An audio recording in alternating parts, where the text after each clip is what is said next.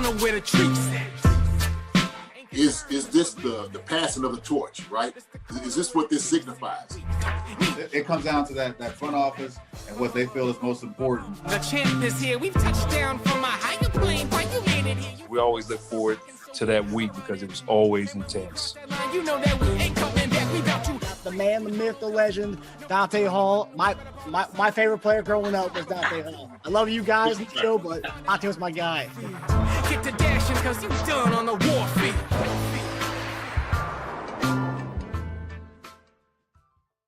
This episode of Chief Concerns is brought to you by betonline.ag and Underdog Fantasy. The biggest betting weekend of the year is finally here, which means more updated odds and props for Super Sunday.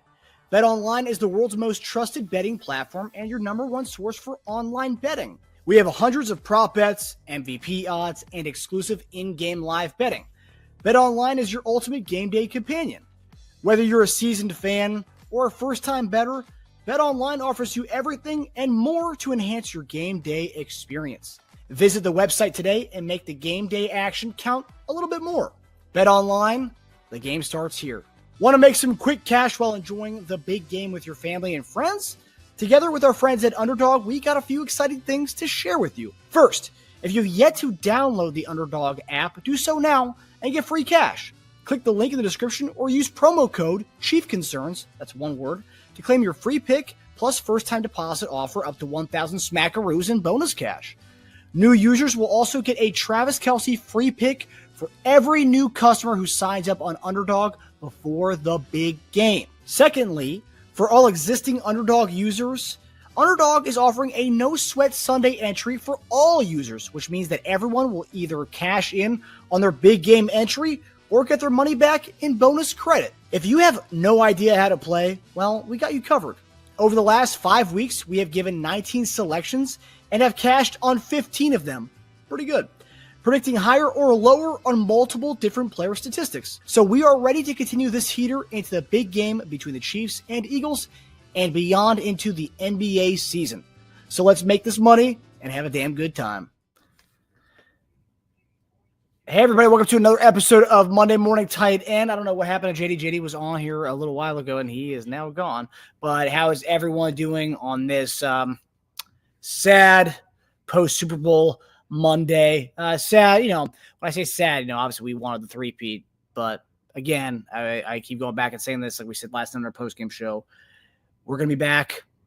We're going to be back in the AFC Championship game. We're going to be back playing deep in the postseason. So the sky's not falling. No matter what people are saying out there, the hot takers on mainstream media, some other Chief content creators may be saying this too.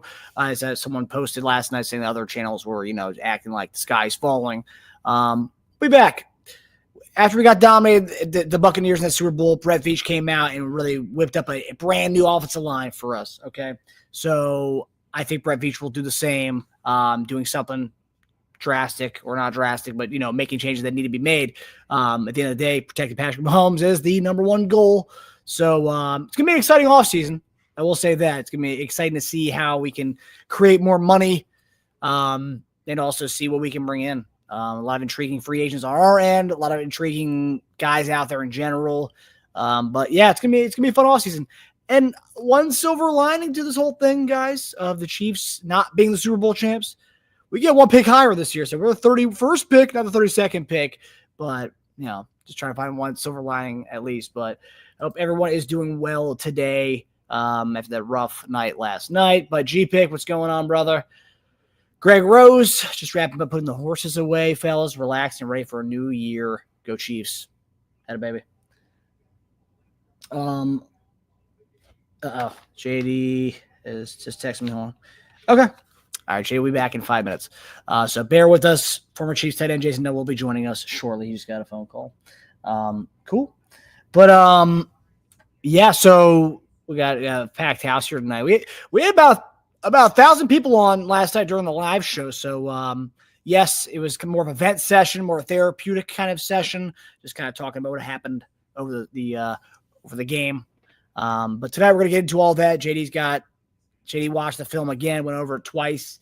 We're gonna just we're gonna kind of look at the game.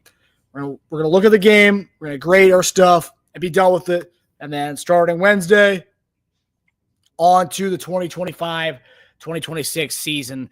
That's what it is. Put it away. Pat's probably already going and working out with Bobby Straup right now. Okay, so we're gonna do our own version of that, and that's getting into the thick of things, looking ahead to the next season, because the season is here. So it's time to get in on see who's free agent, what rumors are going on out there. We're gonna get into all that starting Wednesday. So tonight's the last look of the Super Bowl, and we will move on from there. Vegas Chiefs Kingdom, not the way we want to see the season end, but the Chiefs will learn from it and be better next season. I think so. I think Brett Veach is going to do his due diligence and get in there and do his thing. I really do think the left tackle is going to be something we tackle, no pun intended, right away. I do think everyone's talking about this Rams left tackle guy who kind of cooked the Rams kind of cooked the Eagles during the season the 2 times they played on the left side. So that's something there. An Iowa guy, undrafted guy, but he's a free agent. I think Spot Track is projecting him to have like a 4-year, $60 million contract, which is honestly for a starting left tackle, not bad at all. I'll do that. 26 years old too, so it's kind of young. Everyone's a big fan of him. I think his name's Ulrich Jackson, I believe his name is. Alaric Jackson. There you go. Yep. I am totally butchered his first name, but yeah, Alaric Jackson from Iowa, plays for the Rams, going to be a free agent. I'm looking at his numbers. I think he had a 78 point something grade this year from PFF. Not bad. So I'll take it. But yeah, I'll take that. So as long as we can move Joe Tooney back to left guard and have a solid left tackle that we don't have to worry about for a couple of years, albeit I'm all in.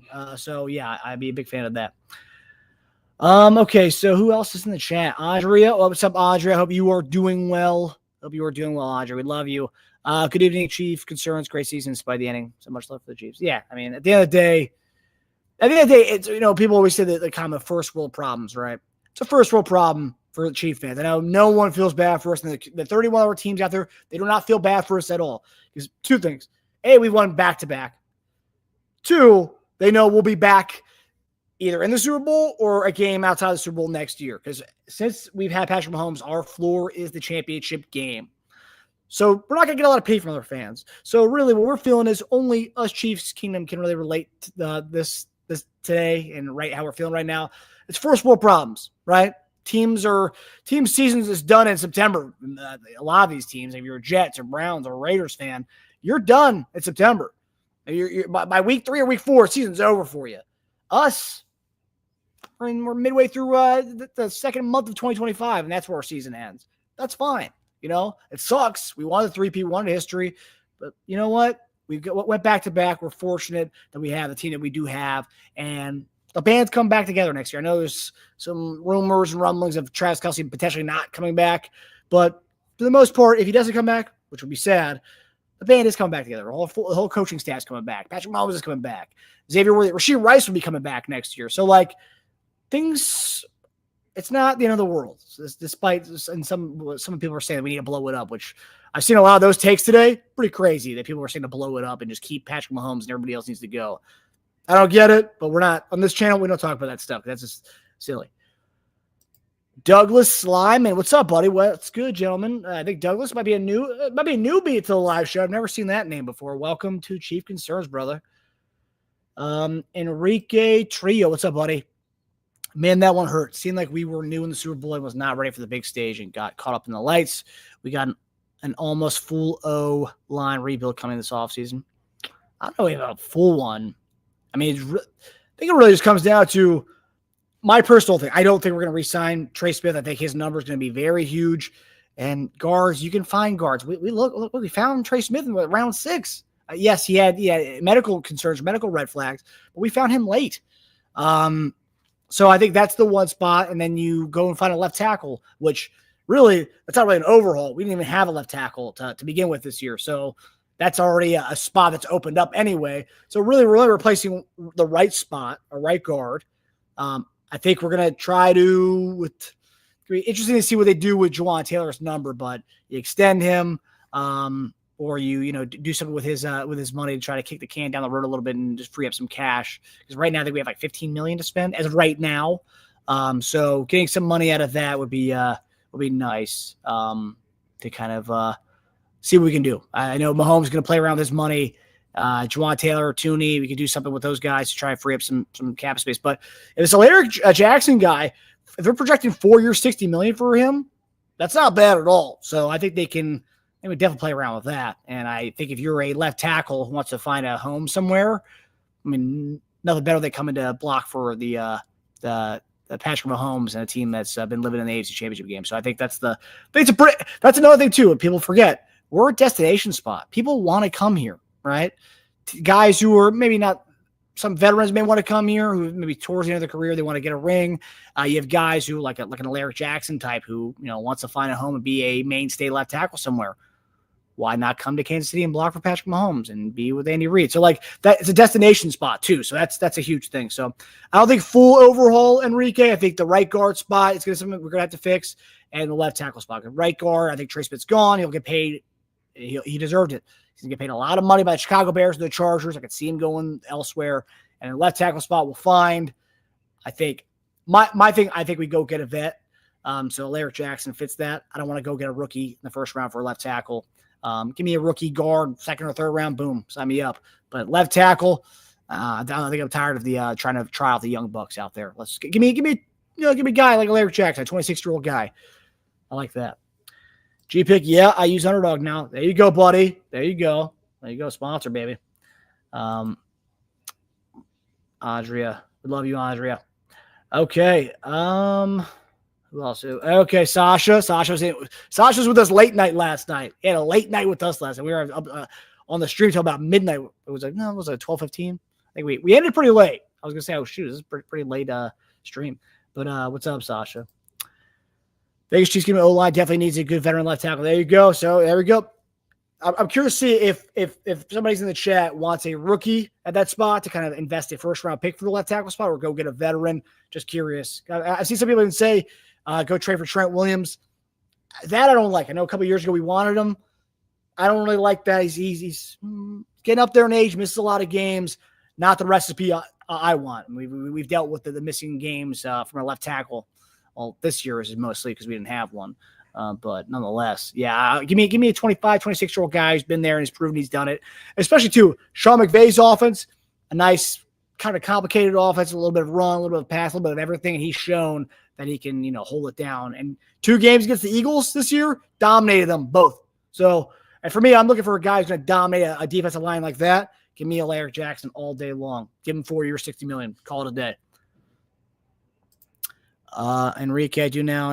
If the Chiefs won, we would have acted like the Eagles fans, rioting and burning Taylor.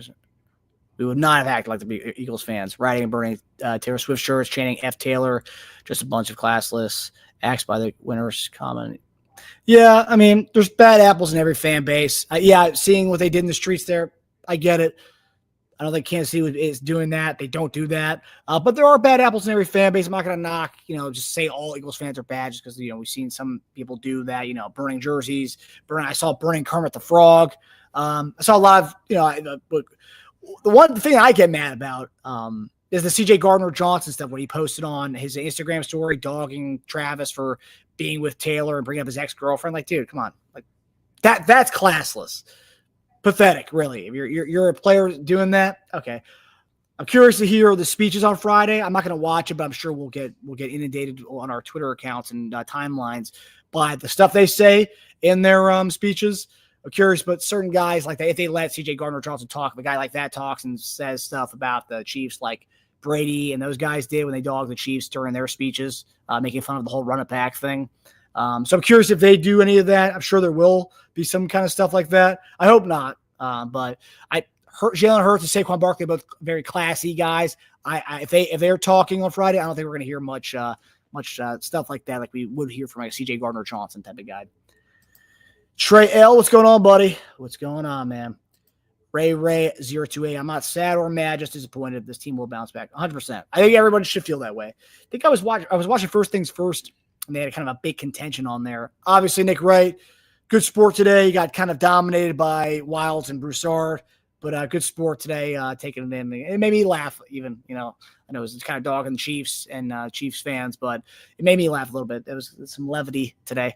But I think Kevin Wilds on the show said that in 10 years, he wouldn't be surprised if we don't see Patrick Mahomes back in a Super Bowl, which is wild to me. I think it's a really bad take, just because there's no evidence to suggest that we will be on a 10-year drought to the Super Bowl with as long as we have number 15 and Andy Reid together. So I think that's again a lot of stupid takes I've seen today. So whatever, we know what we got in that Kansas City, so we don't have to. You hear those takes, let it go, roll off. Don't let it bother you. Vegas Eagles fans were tearing up their own city. Terrible. Yeah, you see that. I mean, you see that stuff mostly in colleges, like when like a team really I remember when I was in college, West Virginia, like when they won a big game. Like when Geno Smith was there, they beat Baylor. It was like a top 10, like the Bryce Petty Baylor Bears. They beat them. They started burning couches, burning all sorts of things in the streets and stuff. That's kind of stuff you see in college. Not so much in big cities, but it happens. But I'm not gonna say all Eagles fans are trash, just because there's bad eggs in every fan base. I know plenty of Eagles fans who are great people, but yeah, the ones who are doing that kind of stuff, throwing chairs through like the stores and stuff during their Philadelphia celebrations last night. That's terrible behavior. But yeah, I'm not gonna say all Eagles fans are bad. Okay, JD is back. All right, JD, what's going on, brother? Hey man, how's it going? Apologize about that, man. Quick little thing I had emergency had to deal with. So is everything okay? It's okay. Yeah, everything's all right. That's good. So just talking to our chat. We got a live chat here tonight, JD. Everyone's rocking. Everyone's ready for off-season talk, JD. I told them this is the last day of this 2024 season, and after today, starting Wednesday, we close it up, JD. And we're on to off-season talk, baby. Those are the books, baby. Hey, clean. I don't know if I got one here. Maybe I do. But how are you, JD? I know everyone in the group's kind of, a little somber after yesterday's loss. But how are you feeling today? Man, listen. It is what it is, right? I mean, you can't take anything back. I don't think my future.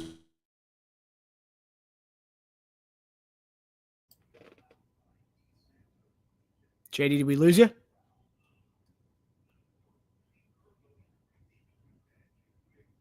Is that me or I don't know? Okay, so, JD, you there? I am. Can you see me? You good? Yeah, I think I lost you for a second. Okay, all right. But I don't think anything has changed necessarily, like on my end, as far as how I felt about the game last night as much. I will talk about some of the issues that doing kind of a deep dive into it.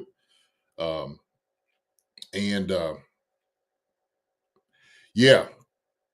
But as far as, some of the things we have to address, obviously, we'll talk about it. Getting into like the off season, maybe some of the things that we might have to look at as far as moving forward, because I think it's what it is. It's always a reflection, especially with a game like this. And we had to reflect anyway after the season how it was going to be regardless. Like there's still things we had to address, right? Because each and every year you're trying to get the team better, get guys that you feel like you're going to win.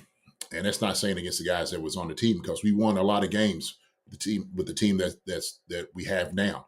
We got to the championship game, which we should have, because I still stand that we were the best team in football this entire year. And so obviously this last game did bear it out. We didn't show it. We didn't perform on the field as we should have. I think it was very underwhelming on a lot of different ways. I think there's a lot of disappointments from everybody, from the top to the bottom of it, however you want to look at it, through the entire organization, right? You had expectations to win this thing. And so we just didn't deliver. But I will say this, after watching the game, I watched this game probably 4 or 5 times, Marcus, and just kind of look. When I got to this today, it was a couple of times I couldn't even get through it. I had a real good conversation with my brother. If y'all seen him on the show last night, who's a Philly fan, right? And we were discussing a few things. One of the things I want to talk about and discuss, for one, wait a minute. Let me start with this. What's up, everybody? How y'all doing? Okay, let me acknowledge everybody that's here. First off, I want to say for the ones that's been here on the show, the fans that's been supporting the guys after all this time, thank you so much. We love you because of all the things, the dedication and time that you put into this. Y'all, every single one of y'all has to be acknowledged for that. Okay, so everybody did a good job playing your part. I just want to commend you all for that. Okay, sticking with your Chiefs, exactly what you should have done. And so let me just give a shout out to everybody that's in here that I see: Enrique Trillo, G Pick, Andrea Chanel. Andrea, how you doing, sweetie? Good to see you. Good to see you. Vegas Chiefs Kingdom. I'm the Brown is in here. Trey L. What's up, Trey L? Ray 028, Vegas Chiefs Kingdom. Gregory Holmes is in here. Ray 028. I think I might have already said that. Not even sure. RHH Beat. What's going on, Keys? Keys is in here. What up, Keys? Good conversation. Oh, you got some good questions, Keys. You always got good insight, man. So throw something my way. Dom Jones is here. Sewing Mama as well. Who else we got in here? Teron Young. What's going on, Teron? And High Value, High Yield. Yo, what's going down? He was at the game yesterday. The He was at the game? wasn't it? Okay. Well, I need to ask him a few questions about the game if he was there. Get the truth. Well, I want to see some things. Sam Wright is here as well. Let me see who else. Dom Peterson. What's up, Dom? Dom is in the house. Sasha is here. Todd Tofree. Witchy Hall. Pono Kua is in the house. Man, I love it. Usual suspects. That's our people right there. Marion Oliver is here. Goodell 8. What's going down? Wendy. What up, Wendy? Well, look, we're going to address all those questions we get here. Moves Brown as well. Smiley the Axel Toy. No, Axtoli. So yeah. So one of the things I want to talk about actually was, I'm going to send this picture to you. That I was speaking to my brother about this whole narrative, and I'm glad D-Hop said something about all of a sudden the narrative changed about the Chiefs winning with the refs. Now also, what happened with that? What happened with that? None of y'all jokers now, y'all ain't talking about it. Don't go into our favor now. Everybody's quiet like a church mouse, right? Nobody want to open their mouths up. And so I was like, you know what? He's absolutely right. And I'm glad somebody said something. Okay, I'm glad somebody said something because he was absolutely right and correct in it. Like I said, the type of disrespect that we were going through going into the game. And I said that it was not only Philly fans, but other fan bases that just wanted us to lose. And now, matter of fact, it changed into it wasn't even like fan bases of other teams. It was also, they, spinning into like the political narrative as well. That came into it, that conversation about, who was supporting, who was at the game. That type of deal. And it was just a pick size, but it seemed like it, heavily favored for the Eagles. Heavily favored for the Eagles. And all of that, the favor for the Eagles came from the hate and the disdain and disrespect of the Chiefs. That's what it was. Okay. And I said this, that the first one that started it out was your boy Tom Brady on the first one. And he started it out with the first one, A.J. Brown caught the football, and he was like, oh, that was such a bad play. Like, I can't believe they called that. And I'm sitting there like, is this Tom Brady saying this? It's like he forgets. He used to get the worst calls, dude. And like I think he talked about like there was a video I saw of him saying like how it's so like soft now, and like these guys get penalties for like nothing. It's like, dude, you literally got a rule named after you. But the same injury happened to Carson Palmer. There was no rule that changed, but when you got it, you got the Brady rule. Defenders can't go low on quarterbacks anymore because of you. So it's like, dude, he forgets. That's cool. And I said, I'll tell my brother, if they didn't call Chris Jones with that little phantom hit on him, the glaze at the top of his helmet or whatever, we would have been in Super Bowl that year. It was things that happened that he was able to benefit from. those calls. So I was like, no, how do you say that of all people? And I'm sitting there like this because I'm listening to the commentary. I'm like, did Tom Brady just say this? Not him, of all people. Of all people. But Marcus said this last night. And I'm going to stick with this. Tom Brady's not immune to selfishness and also to a little pettiness, because he knew that if Patrick Mahomes and the Kansas City Chiefs had gotten a three-peat, that their accomplishment wouldn't have been as high as it is, right on top. He knew all of a sudden that, being called the GOAT and all of that might have been thrusted out of the conversation then. He didn't want that. He didn't want it. Now, there was a little bit in it. Now, he did kind of walk her back a little bit because he did talk about it. He's like, I kind of benefit off the little tough rules, stuff like that. You know what? Honest man, Tom. I'm glad you brought that up, okay? Because he had to catch himself. That's what he did. He caught himself. I guarantee somebody, maybe Giselle texted him like, hey, listen, I'm down here in Brazil with my jiu-jitsu partner. Get it straight. All right. Let me not start that. I ain't gonna be petty. I'm not gonna do that. I ain't gonna do it today. Today's a good day, Marcus. It's a good day for the simple fact I'm just gonna say I'm proud of our guys. Okay, I'm proud of our guys. We got to make sure we stay proud of our guys for what they accomplished. Anyway, okay, that's why I'm still rocking the logo, the Chiefs, and they never gonna change. It's not. So I'm all good with it. I got texts, phone calls from everybody. Everybody knew up in Philly. Everybody called me, text me. Everybody, hey, man, go check on JD and stuff. I'm like, yeah, JD's fine. I'm fine. JD's fine. I'm okay. Because it comes with the territory, right? There's winners and losers that come with the territory. I'm not going to be so tore up about it. Those guys out there playing. And I know how they feel. And I felt sad for them. That's how I felt. All the hard work and time they put into getting to where they wanted to get to this year, Marcus. And then, for it to get to the point of visit the way it did, man, really. But I had to say I'm committed to stand up and giving them their flowers for what they was able to do. It was that close, baby. We could taste it. We could taste those things. So I just want to say that, man, because that's important to acknowledge it. But yeah, all them little narratives and stuff started falling the wayside, didn't it? After the game was over. Yep.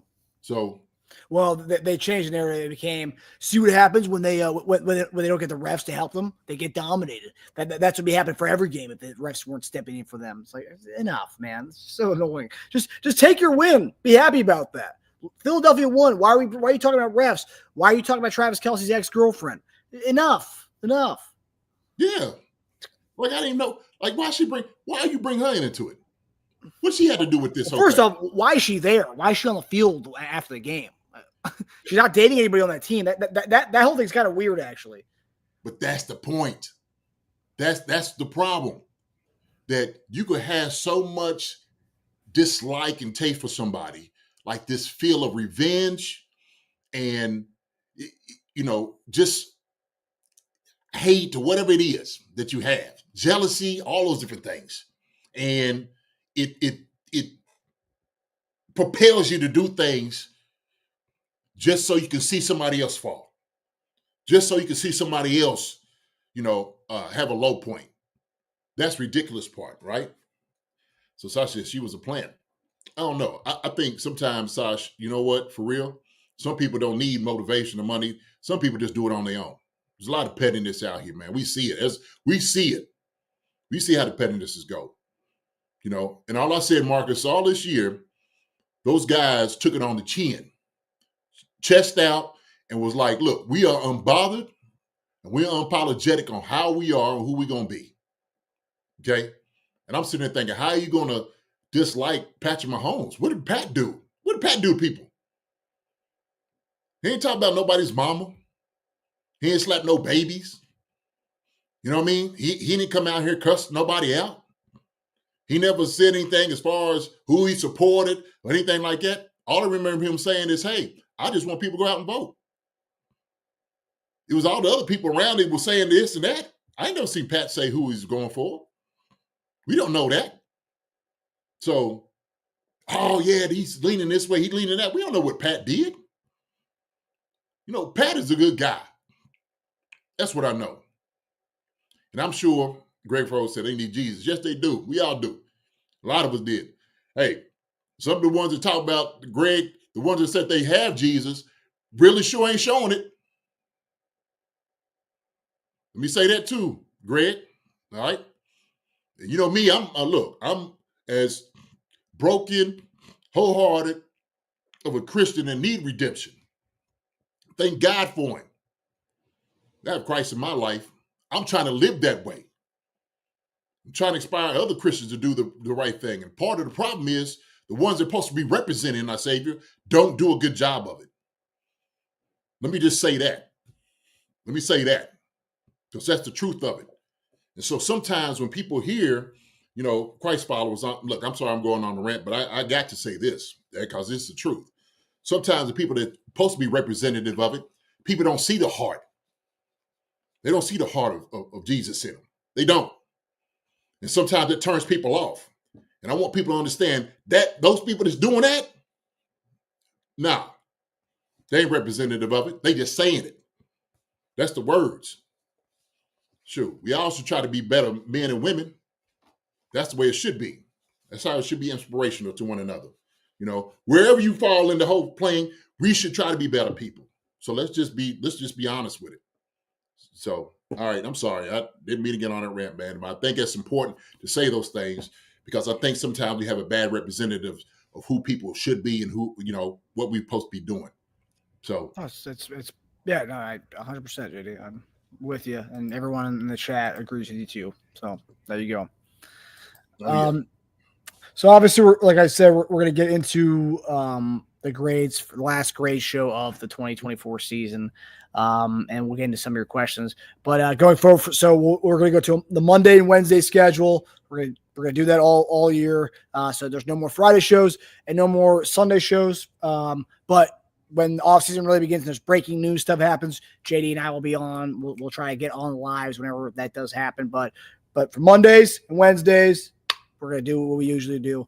But we're going to kind of, mix it up on our Monday shows instead of grades. I know last we did a position by position Monday where we kind of broke down who's coming back, who's a free agent, who should we bring him back. And we kind of did that. And that was a really big hit. I know you guys love that, just to see the kind of the overview on each position group, who's going to be there next year and who's going to be a free agent and if we should be bringing them back or whatnot. And also seeing the free agent lists of who's going to be out there for those position groups. So got a lot of good stuff in store for you guys as we always do.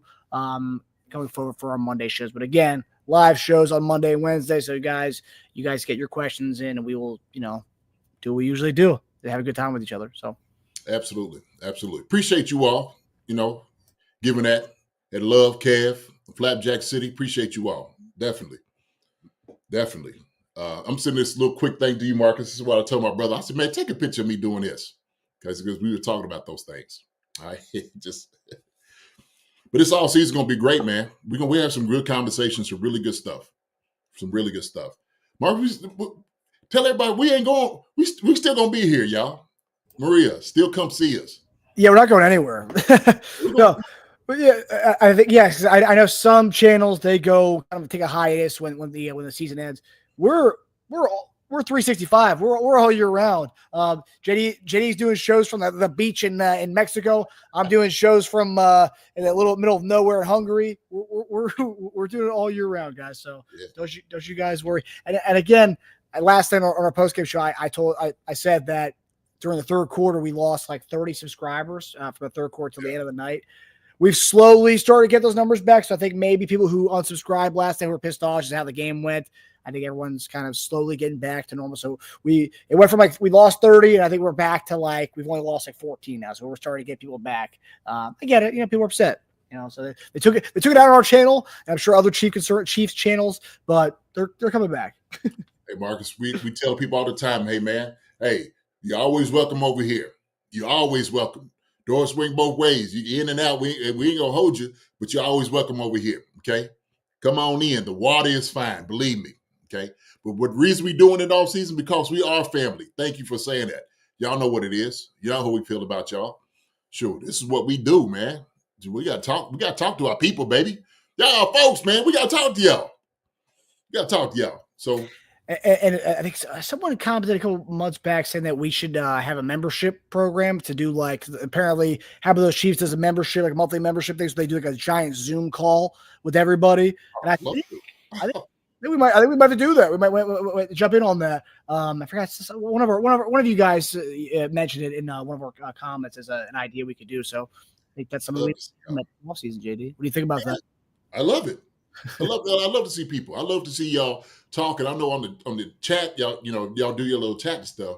I want to hear y'all voice. I want to listen to you all, man. Y'all be like honey in my ears, just to hear you, or maybe see you if you like to do that.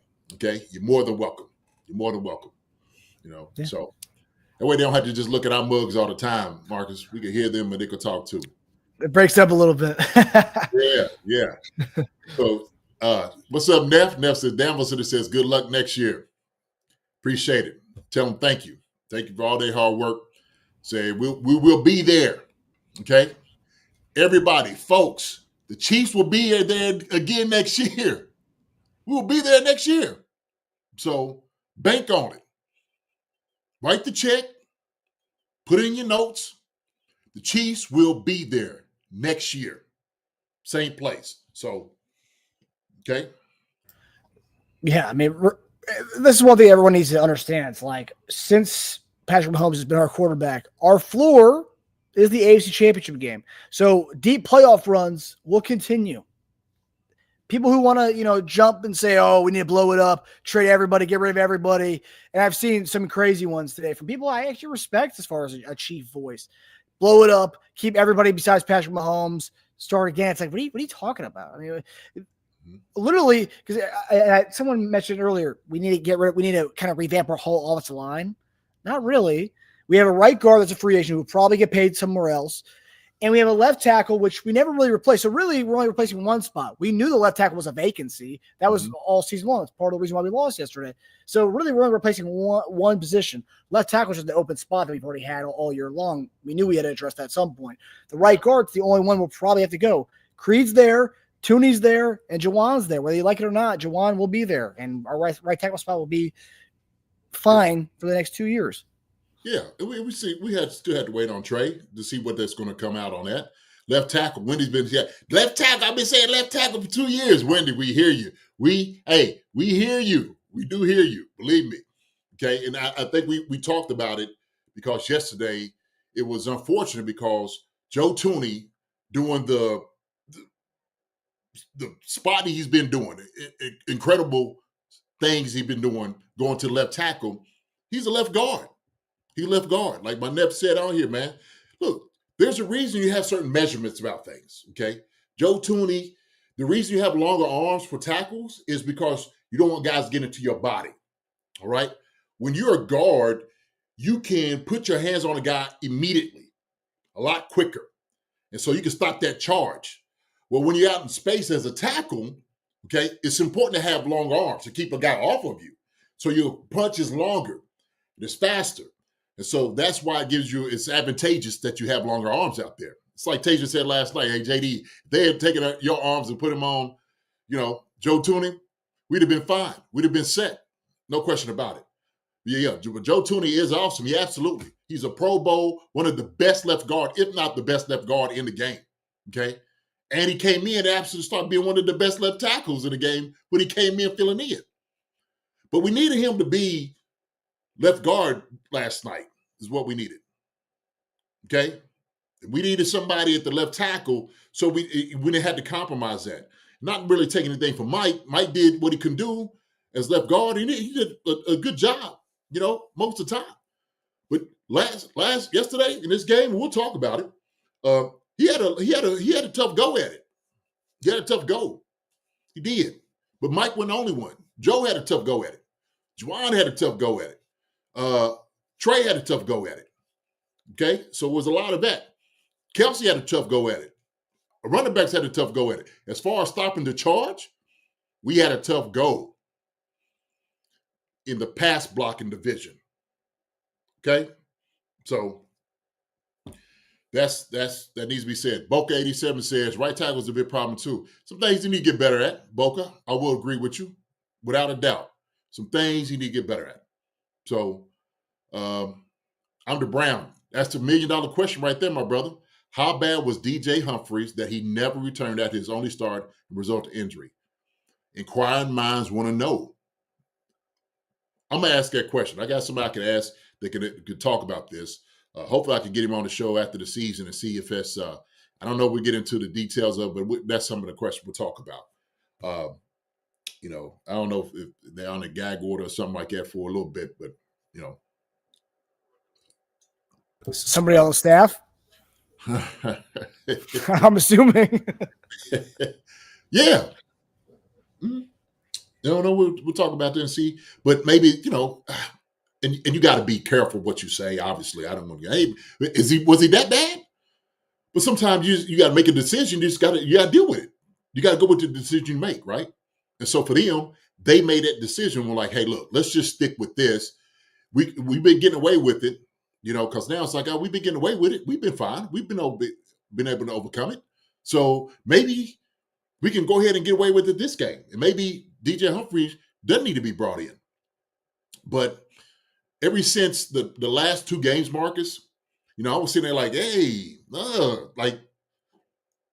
why we ain't trying to DJ Humphrey? We had a little break after, we played Denver. Got a little taste. This where we had the bye week. We don't want to try that out because it's an easy switch. It's easy, if he start messing up, hey, Joe, we know what the contingency plan is. Go on out. Joe, move out. Mike, come on in here. Right? That's what it would be. So, and they felt like it was necessary to go ahead and go that way. Right? And coaches make decisions. They feel like that was the best decision.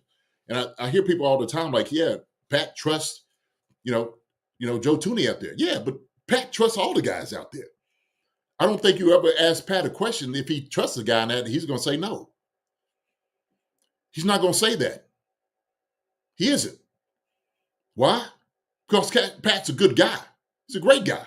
He's not going to throw anybody under the bus and say that they're inept, or they're not qualified to do the job. He's not going to say something like that. Right? He's not.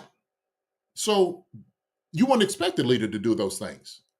So I don't think that's when you ask that question, it's a rare answer. That's not really giving you, the truth of everything, right?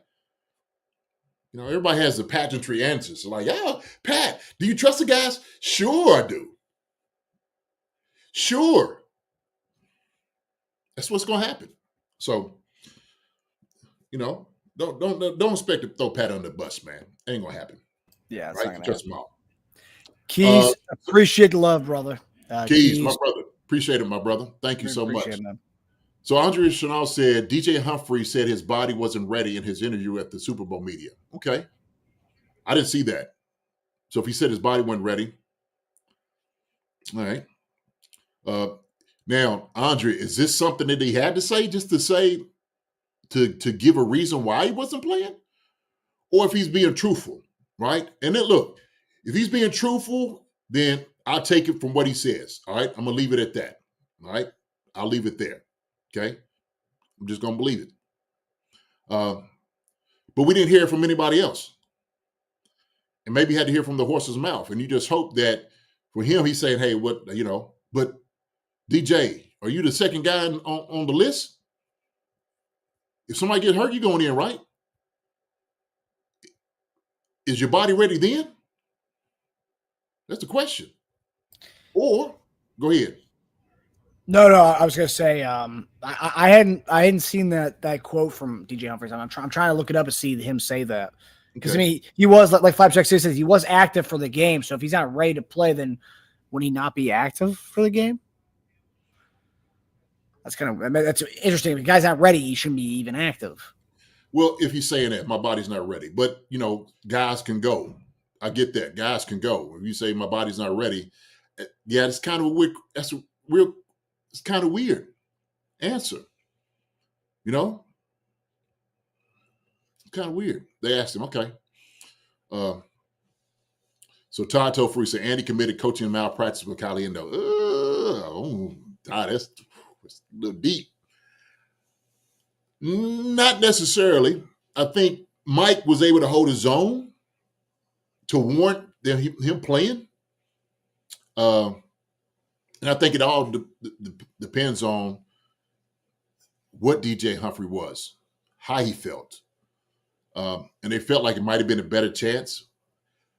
But I see where you're hitting them at, those guys. So maybe JD, can you send me that photo again? I tried downloading it, and then when I downloaded it, it disappeared. So oh.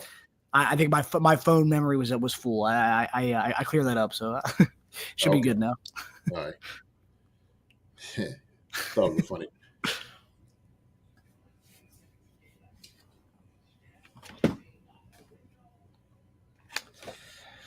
But yeah, I mean, it just seems like the Humphreys, obviously, I mean, whether he said it or not, just in general, I think he wasn't ready in the end, right? I mean, they said for weeks, whenever he's healthy, he'll be the guy, and go back to Gar, and that never happened after he played in that Week 18 game. We played the first half of that game. Never saw him again after that, and obviously he wasn't ready. So Andre said they asked him about that last injury is how it came up. Okay. Were they saying in the context of if you're saying it for the rest of the season or how you felt? Okay. All right. We'll believe him then. And then they made a decision. We had to live with it. So even with that, Marcus, the guys had a job to do.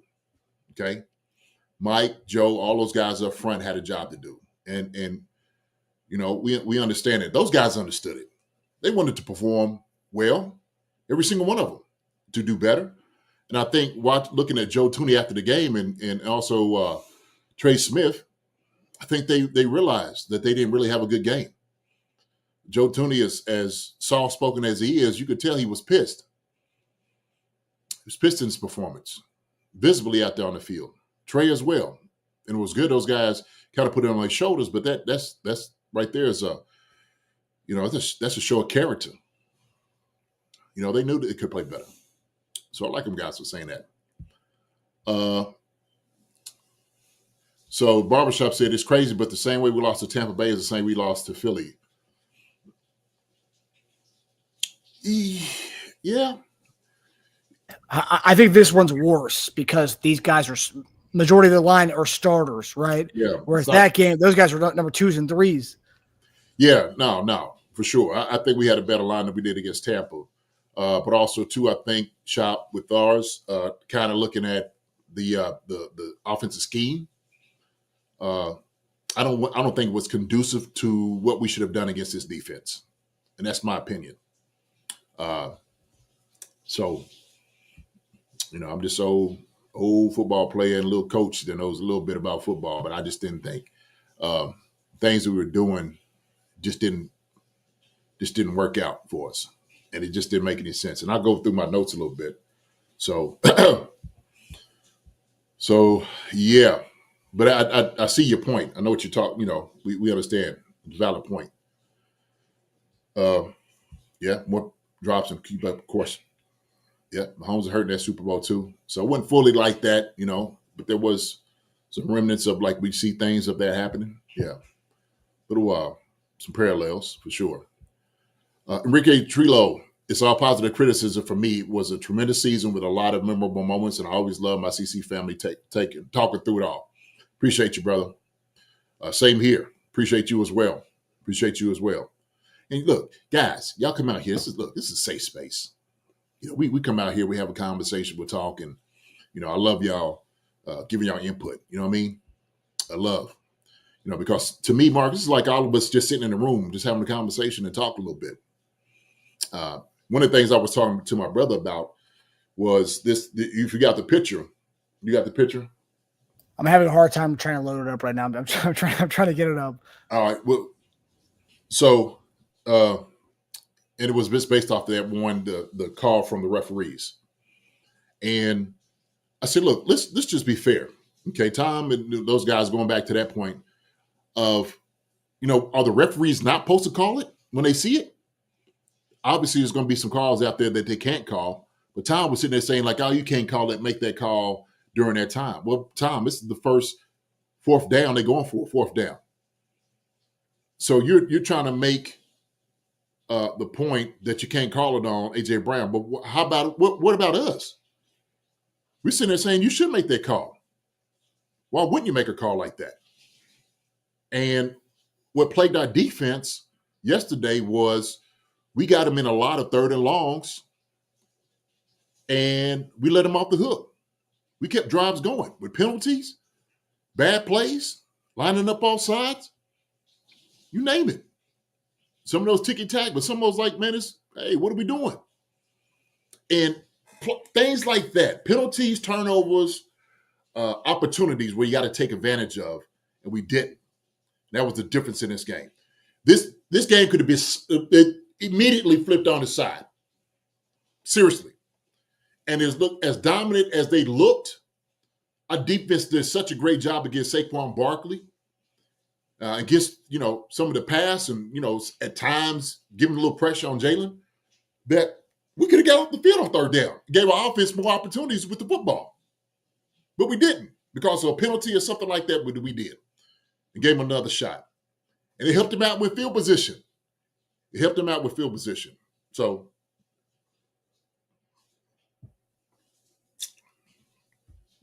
but yeah, I think, with that, this is, JD, what's your thoughts on the Eagles fans and how they acted after the win? You know what, Enrique? I didn't even watch them, to be honest with you. I didn't even see it. I was pretty much kind of off social media all day today. I just watched the game. Like I said, I had a lot of people over here, so I had a lot of cleaning up. I told my wife after I got finished putting all the trash out and stuff like that, I said, I just fell into bed. I sat there and me, she just started laughing. She was like, yeah, she said, I didn't hear you come in the room, just fall out. I was like, I was out, falling out. So stayed up here with my brothers, man, talking to them. And my brother flew back to Atlanta today. So we stayed up probably to about 4 o'clock in the morning. We watched the game together again around about 4 o'clock in the morning, just talking and having a good time, man. So those are the moments that I think we should cherish and love when we're able to be there with our families and whatnot when we can. And that's one thing I really enjoyed, with this game. Not only them, but also to a lot of my friends that came over for the game, seeing how everybody was doing, talking and communicating. This is what football provides. It gives you a little respite from the daily things that go on in our world. Maybe from some of this political madness that's going on in this world and all the traumatic things that we see every day.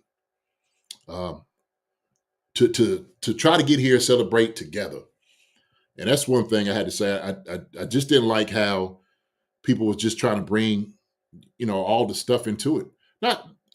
And to be honest, I really didn't care. Because it's never about that. To me, I'm just like, whatever. Look, these guys here to play games. They're here to play a football game and win. So it wasn't about Taylor Swift. It wasn't about, Trump. It wasn't about all that other stuff. All that just noise for guys and players, man. They there to win championships. Okay, everybody else buys into that stuff. So, everybody asks the question, "Oh, where you this?" Oh, hey, man, we trying to win football games.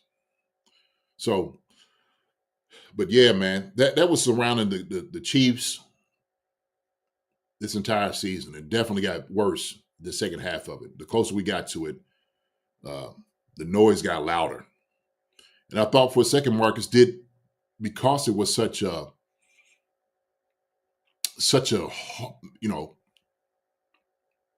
huge thing that you had to accomplish, this three-peat.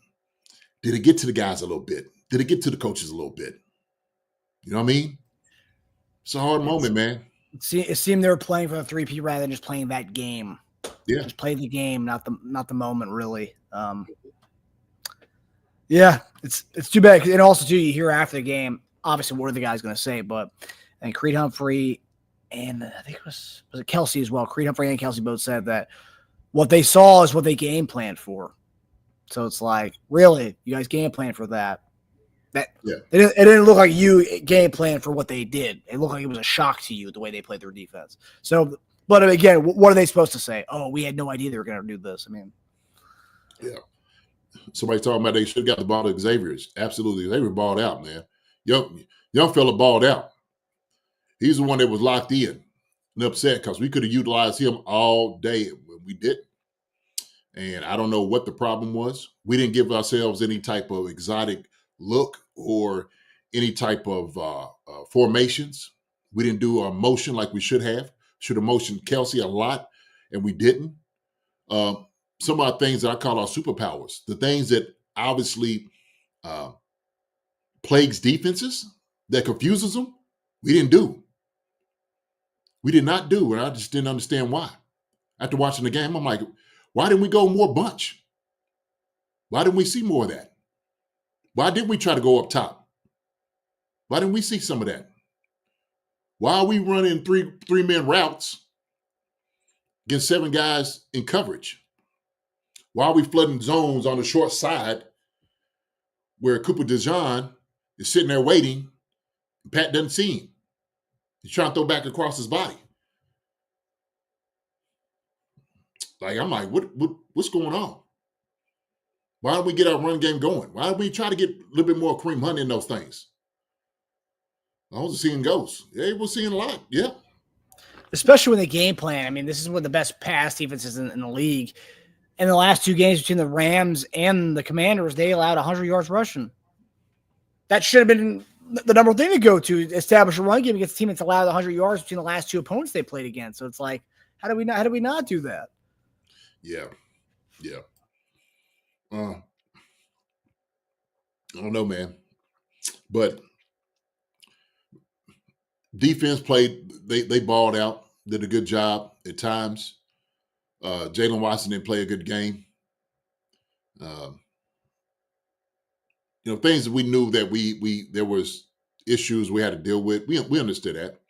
Kind of took that on the chin because we understand, like, okay, bend but don't break on certain things. I think we did a good job. And that's what they try to do. They try to, utilize matchups. AJ Brown's going to be a tough wide receiver. We know that. He's big, physical. He's going to make plays. That's what he get paid for. He'll make some plays. But sometimes we got beat deep, and I seen Spags look up like, what are we doing? Like, this is, man, get your hands on him. We got to be more physical. We got to be able to move, be in front of him. Like all those things, like technique-wise and fundamentals. When if you don't have help over the top, you can't get beat. Come on, Watson. Can't get beat deep like that. So that's part of our superpower. Why? Because Spags trusted. Also, too, getting to the quarterback, getting to Jalen Hurts. There was times he sat back there, man, had a Philly cheesesteak. Was able to throw the football. And we was only able to get back there and generate pressure a lot from the blitz. We brought more. And it looked like that was giving problems. It was hitting home. So, yeah, some good things to talk about, man. So Keys reset. So Keys said there's a lot I didn't understand. I haven't been this disappointed by an offensive play call since Super Bowl 55. Forget the O-line issues. I read that we only had 5-man pro, 95% of pass attempts that game.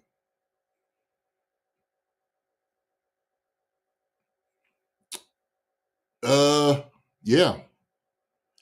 95% pass attempts that game. I can see more than that. I think what you're saying, because Kelsey stayed in a lot. I see Noah Gray was in there. And then obviously, they're chipping as well going out. So they kind of had help. Even if you got 5 guys against 4, you should win. You're double teaming somebody. Somebody's got to be on it, have the cape on their back, get their job done. And we got bullied. We did. We got manhandled up front. Got manhandled. And no other way to slice it, we did. We did not play a good game at all up front, like we should have. But I also put that on our game plan. And I said that. We shouldn't be sitting back and letting them guys tee off on us the way that they did. They peeled their ears back and they came after us. That's what they did. It was like they film study when they watched that Bills game. They looked at Ed Oliver body slam, picking up Caliendo and walking it back 5 yards. They're like, we could attack this interior all day long. We can go after this guy. And they walked back Caliendo. They walked back Tooney. They walked back Jawan Taylor. They walked back Trey Smith. They walked everybody back. They just got up underneath the pads, man, and sandwiched Pat. That's why Pat couldn't get his feet. And then he started the running around and trying to find lanes to throw. And all of a sudden, he started taking his eyes off of the receiver and reading the defense downfield, the coverage, and looking at like, where can I escape to try to throw the football or try to get open, try to run it. And once you start doing that, that changes up the time and it changes up where you want the ball to go earlier as opposed to later. A lot of different things. And so you become reactionary. Okay? It's reaction. You don't want to be reactionary every single play or the majority of the play. The goal was to meet him at 5 to 7 step drop. That was it. Close him in. High value, high yield. That was like a 3 years ago. I remember you used to talk about meeting at a point. Remember, it was the game that comes to mind was when we played the Titans a couple of years ago, and you kind of highlighted we did a film study. And you were like, look, they're literally meeting him at a point. They're literally rushing, blowing by left tackle and meeting him at a point. That's all they wanted to do, and they knew if they could just take our guys and get up underneath them and push them back, that's where they just meet them at a point. And so Pat had to feel it from the back. He had to feel it from the front. And then what they said is, well, you make it to where he can't get outside of you deep enough that the only contingency plan is him going forward and moving up. And then that's where your defensive tackles eat because you got monsters up there. And then they would retrace and chase some guys down. Philly's got it, man. They got a good defense, man. They're fast, big, strong. They look strong. Yeah. Strong yesterday. A lot of free agents, though. Sweat and Bond are both free agents. Sweat's going to get paid big time this offseason, especially after that game he had. Yeah, JD, I got the picture. Let me put that up. There you go. Look at JD. Film study live during that game. I'm patting the ref on the back like, man, you see that? And I'm like, is he not supposed to call this? He's not supposed to call it? And yeah, this is exactly how he's seeing it. He's calling this. Make sure. Call that right there, ref. Call that right there. And they fussing like, dog, you shouldn't call that. Are you kidding? Look at that. Hand right to the face. Pushing off. Ridiculous. So, yeah, O-line didn't play with an anchor at all. Problem that's in Hex finesse style coaching. I wouldn't say that for sure because I don't know any offensive line that doesn't tell you to anchor. You got to anchor. No offensive line is coach. A good one. Andy Hex he's a hell of an offensive line coach. One of the best in the league. He is not going to tell them say hi. That's on the player. He should know they need an anchor. They know that. Get your butt down. Get your center of gravity down. That's what you need to do. Move your feet. Deliver a blow. Don't just absorb. So, Jay, you ready to go to the grades? I know you've been kind of touching on a little bit of stuff already, but you ready to get into it? Yeah, I'm ready. Let's do it. So this is my favorite one. We talked about it a little bit last night. Is the fact that everyone all season long was waiting for that playbook that Andy has there. That's the one that everyone thought he was going to bring out for the playoffs, the playoff playbook. But JD was saying there is no playoff playbook. The playbook is the playbook. There is no magical playbook they just bring out. Magical plays, sure, but magical playbook, playoff playbook, doesn't exist. So, JD, what did you make of Andy Reid's playoff playbook last night? No, look, we know that, Andy does a great job attacking defenses. He's very creative, innovative in a lot of different ways. Other people see what Andy is doing. They try to, they try to copy it. This is a copycat league on getting guys open. But one thing I didn't see is what Andy's really good at is running plays that we ran early in the year or during training camp, and I didn't see any of that. It almost looked like we were somewhat vanilla. One of the keys I said that we needed to do right off top is go straight up top, test the defense. And the reason that is because they just start sitting on things short. Why? Because majority of the time, Marcus, we're throwing within that 5 to 10 yard range. That's where we live. You know what we also didn't do, Marcus? We didn't attack the middle of the field. Not at all. We threw the one to Travis Kelce, and it was behind him. Probably should have caught it. But majority of the time, go to the field. Go to all 22 and just look at the film and watch the middle of the field, how open it is. From an 8 to about 12 yard range. And it's just massive holes, massive windows there. And some of it had to do with the speed of guys getting on, and Pat couldn't set his feet to throw the ball. But I didn't really see a whole lot of, there wasn't any definitive plan to attack that. I seen a couple of times Juju get there in the middle. We didn't throw it to him. Should have done that. We didn't. So it should have been one of the main things in our game plan. We just didn't attack it. So we didn't attack them deep, okay, to force them to get out their break, to open it up, have them cover the entire blade of grass, because that's what you need to do against a fast defense, a defense that sits in zone a lot. Zone is what we should live in. We should live in that. And then when you come in man, guess what you do, Marcus? You move motion, okay? You shift a little bit. There's things you do to get the matchup. And I did not see that at all last night from Andy and Nagy. I didn't.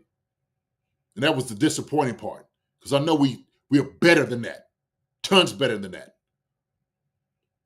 Scheme, I thought was just, I don't know if they just went away from it, how they wanted to put everything together, but I didn't see it.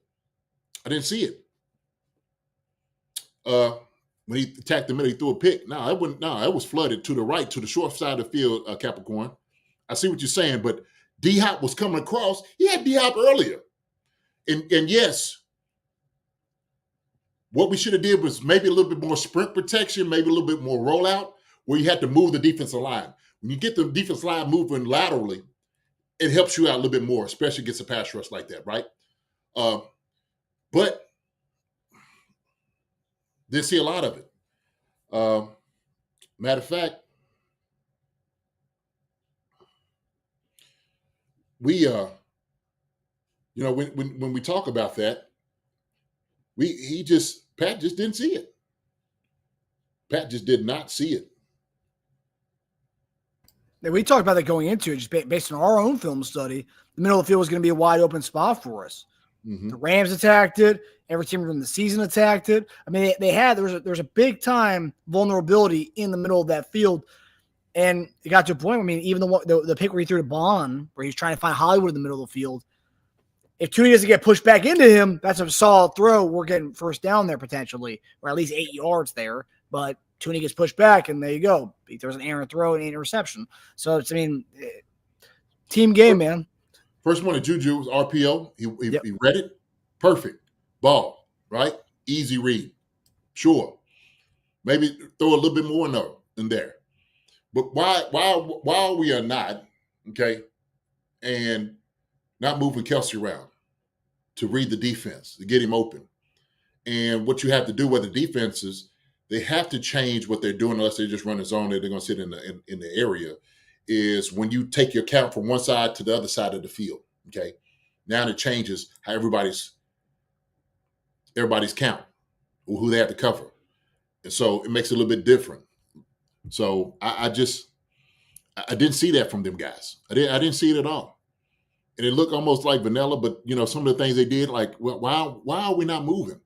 Why are we not doing that? Why are we not doing some of the things that we want to do? And it was almost like some of the things we tried, it didn't work. They abandoned it quick.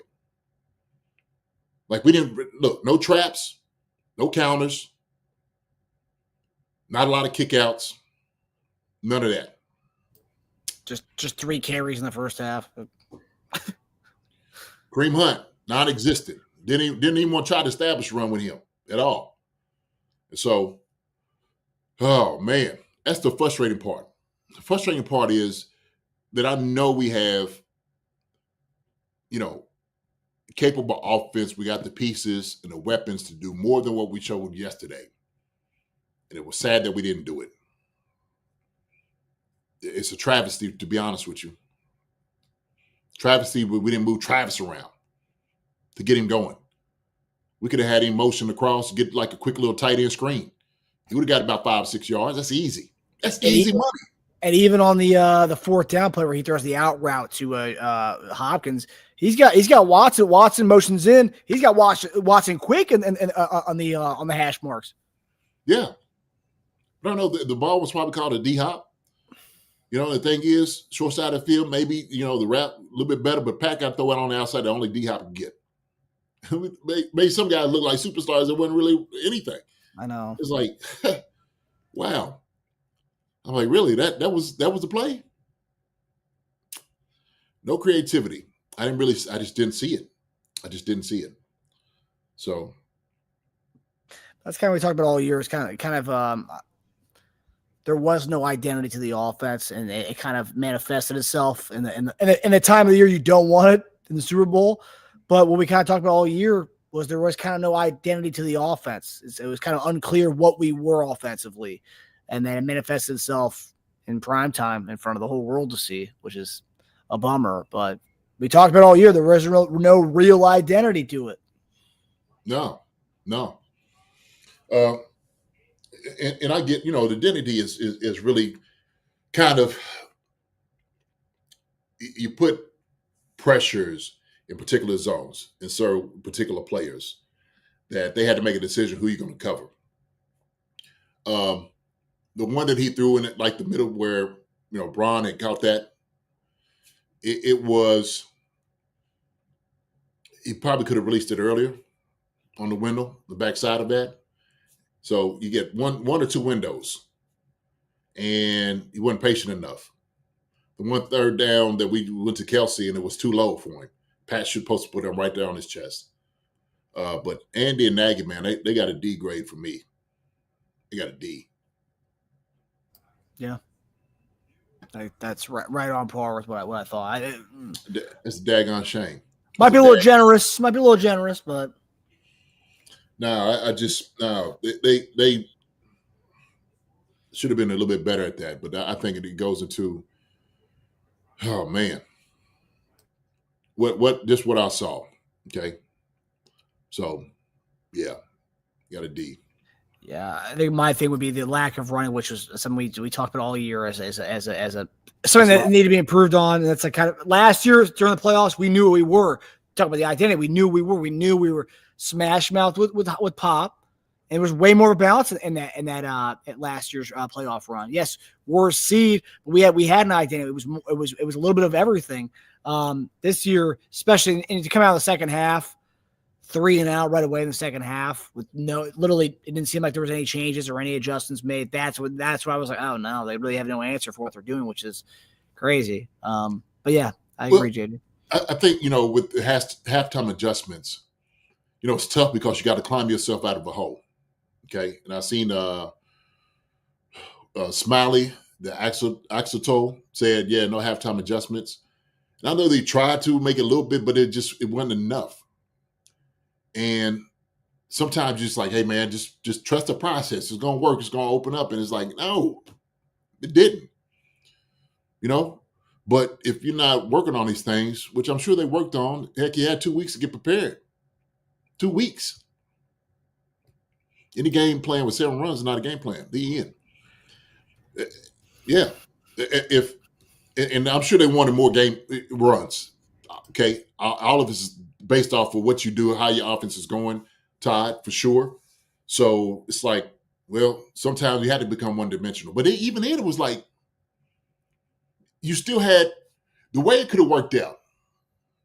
And after I looked at the first half, I'm like, you know what? This ain't as bad as I thought it was, boys. Coming in the second quarter, it looked like we didn't. That's what was like, discombobulated a little bit. But we still had it 17-0. Marcus, we still could have just, if we had scored and then get the ball at the half, it'd have been 14-17 at some point. And then that's when we kind of fell to pieces. Like, what are we doing? When D-Hop drops that pass, 24-0 at that point, D-Hop drops that pass. Let's say we get into field goal range. We go to halftime 24-3. We get ball to start the second half. We score. We bring it down 24-10. Then you start to wear that momentum they had. They world beaters. They were thinking that Patrick Mahomes in a 2-possession game. What's going on here? Right. Never came. Yeah, but yes, absolutely. But I'm saying before then, when it was 70-0, I'm like, that's such striking distance right there. If we just get something going, we're fine. This is probably like, maybe I forgot what it was, the count for it, like 5 minutes, 3 somewhere. Well, see, he throws the pick six and then he throws another interception. So they get beat. Yeah. So. Yeah, that's a perfect segue for the next guy. Uh-oh. Okay.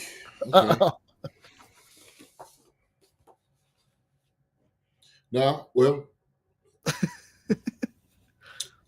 Now, Pat, he's with Pat, man, he I love his competitiveness, and he's going to try to make something happen. Like I said, kind of watching him film. My brother, he came up here. He's like, man, why is he could have ran out here. I said, man, watch 93. And that's what I was talking about, retracing. So when they was coming, trying to sandwich at him, he tried to step up. 93 was just on the outside. He could not outrun him. I said, look at Big Monster. And Pat was like, oh, I cannot get outside that. I can't get out that. He had to do the pirouette and run all the way around and try to make a play and to throw something up. I'm like, yeah, I might say you play reckless, but those things work for Pat. I said it's feast or famine sometimes. Because he'd be really good, but that's the superpower. He's not, your traditional guy when he's doing things. I said, but that's why we like him. That's why he's successful. Because he can make throws, he can make plays that other quarterbacks cannot do. And so, but that was kind of to his detriment. I was watching them. They running him down from backside. They was on him like a hawk, man. They was on him like I guess an eagle. Shoot. Yeah, there you go. But I mean, Pat, man, oh my gosh.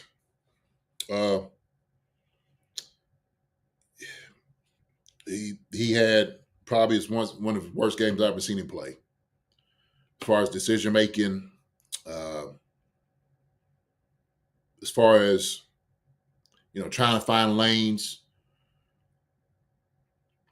he was really uncomfortable yesterday in the pocket, trying to make throws, and you could really see it. You could really see it.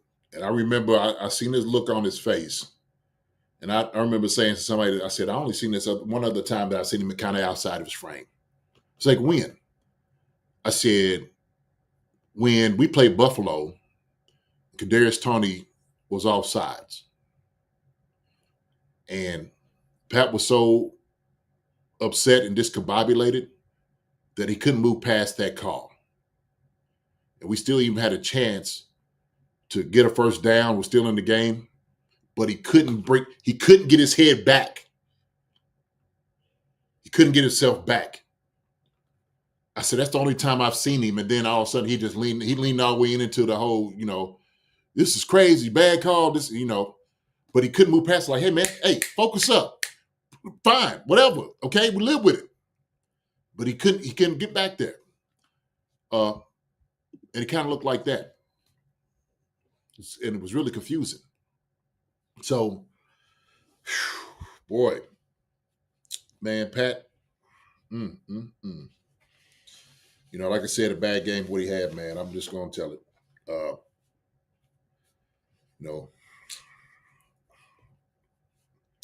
I get Pat, man, because he did try to come back. I get Pat a C-. He tried his best to do some things, come back and try to put it on his back to run and stuff.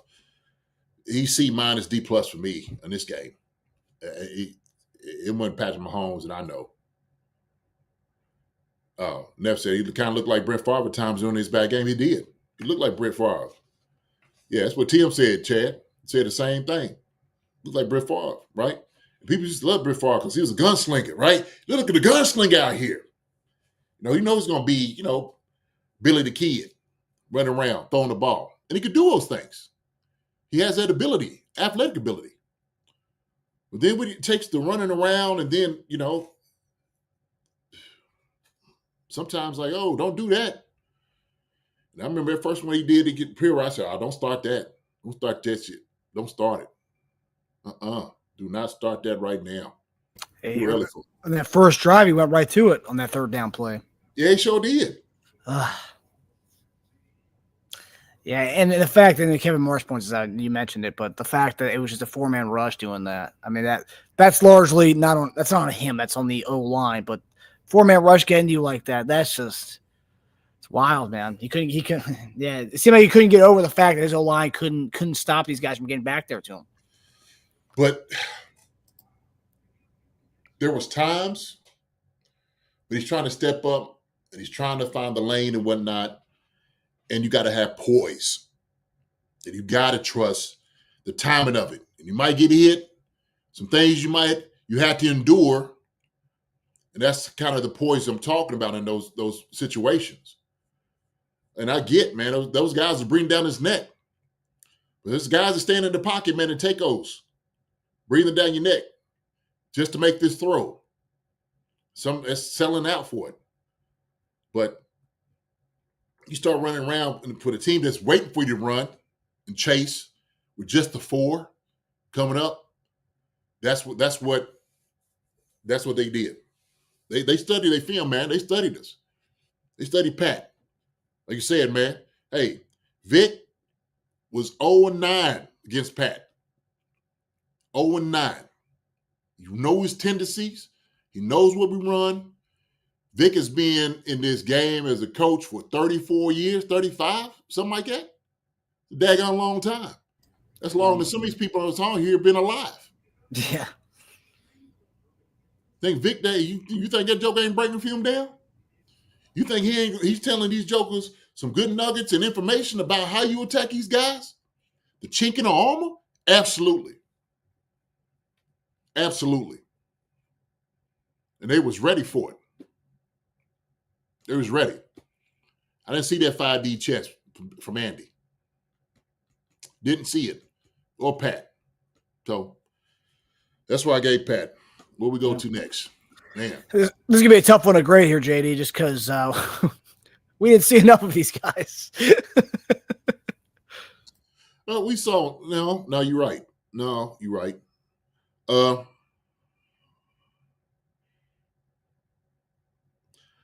They could get what they can get. I love Pac.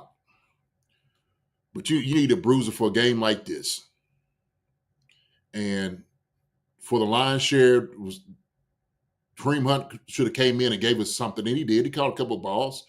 Pac caught some. He got some yards where they could. And they blocked it correctly. And sometimes that Pac trying to help Travis chip, and I think Sweat got between both of them. What the hell? Sucker should have been folded up.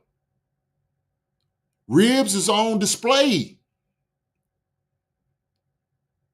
You got to hit that sucker. You got to take something out of him.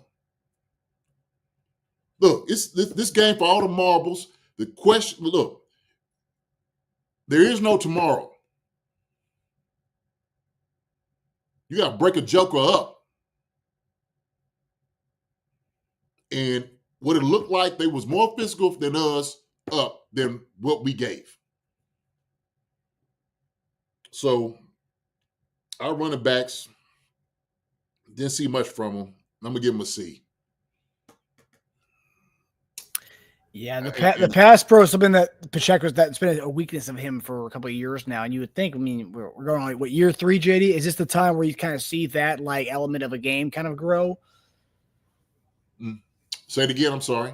The pass protection has been kind of one of the Achilles heels of Pacheco, right? Runs hard, and that's been kind of the one thing that's why we had Jet, right? Third down would come, we put number 1 in the game. Pacheco would go to the sideline. This year is Pirine. But in the kind of game like this, man, you need that's why you need to be able to pass protect as a running back. listen, if you're going to play the game and then if you bring in P. Ryan, they're like, oh, okay, well, he's going to be the pass protector. Hand the ball off. Let him run it. He's a qualified running back in this league. Someday P. Ryan, one of us sent us home. Well, they made it. That's how it should work, right? If this guy's indicative that this is what you're going to do on this play, do something opposite of that. Sanjay P. Ryan can catch flat routes. He got great hands, screens. He can run the football, get you yards. He's a physical body. Kareem Hunt could do that. Catch the ball off the backfield. He does great on his chips. He picks guys up. Absolutely is a bruiser. Use the right tool for what you're trying to do. I can't use a screwdriver when I need a hammer. And I get guys going in series, and you got sometimes the game goes the way it's got to go and stuff. I get it. You're switching guys and stuff out. But hey, man, look, shoot, this is up for all the marbles. All our backs up there are capable. All three of them capable of doing what they need to do. Could help out. But sometimes when we needed a Kareem Hunt or Sanjay P. Ryan, we should have utilized it. So, okay. Yeah. We got a couple people say you should have given them an I for incomplete. No. Nope. They played the whole game. No, sir. No, sir. Because they did other things while they was in there. So it's just not running the ball. Yep. You know, it's you also had to get out in your flat route. You got to get out in your routes. You got to protect. You got to block. You got to pick things up. Yeah. So they played a full game. Some of the coaches to make sure they call that, to give them the football. We didn't do enough of it. We didn't give them the rock like we should have. We didn't establish the run. That's ridiculous. That's ridiculous. Yeah. Especially when we thought going into this game, we're gonna ground and pound, we're gonna feed Kareem. We just thought we were gonna have more of a balance than what it was. Yeah, we probably knew we were gonna throw the ball more, we were gonna run the ball. But the fact that it was that extreme, it just magnified what we had talked about all season long. And it just again, it came to head in the worst moment in the Super Bowl. Just the 3 carries for both those guys, man. That's just 3 carries and 1 carry for P. Ryan. Yeah, Don Peters said, yeah, I was screaming at the TV to take him out. Screaming. I hope they bring back Kareem. I also hope they do get a running back. Pacheco's got 1 more year left before he's a free agent. You got to draft a running back. I know you guys are fans of Carson. Some of the people in our chat are big Carson Steele fans. I think you need to give someone who's got a little bit more juice, a little bit of explosiveness. Carson Steele is a solid back, but we need someone who's got a little bit of explosiveness, like a home run potential. Well, I'll say this though, Marcus. Okay, you know, and the thing is, I know we say that, but if our style of football is not quite there, you know, like doing it that way, like I don't mind, because Carson Steele, he you know, played his position. You know, for us, we got different pieces for different things, right? And Carson Steele did a good job filling in when we needed him, and we was able to win games with Carson Steele.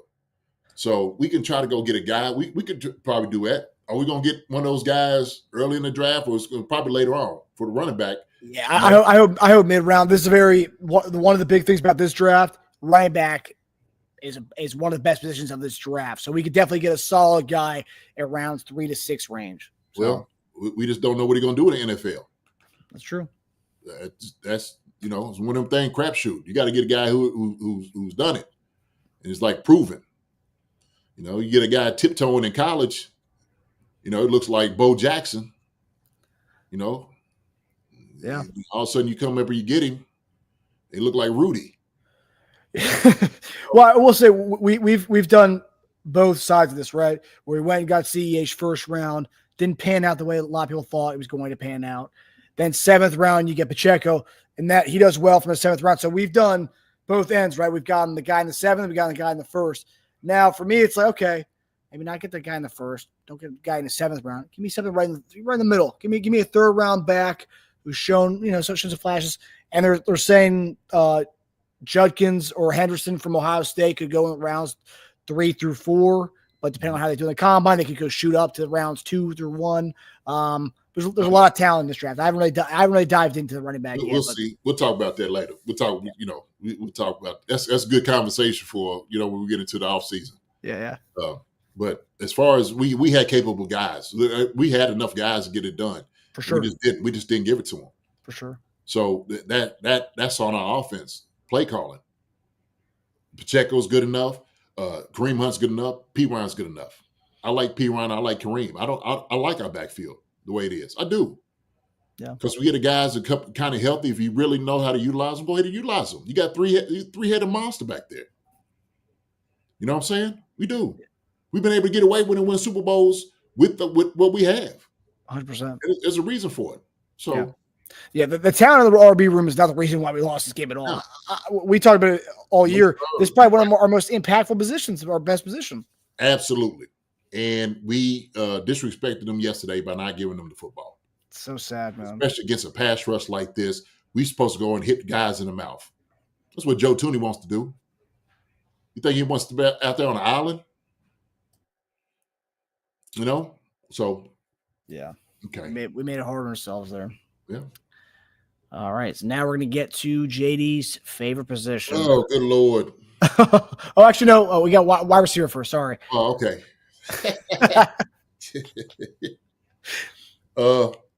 You know what, man? Our wide receivers didn't really play a bad game. There was times that I think same thing. We just didn't utilize our talent what we had. We should have been going up top. You see, it's right here with Worthy, beats them deep. We should have came out firing. Guns up in that room. Do, do, do, do, do, do, do. We should be airing this sucker out. Got two of the fastest guys on the field and we ain't even utilizing it. Come on, man. What we doing? What we doing?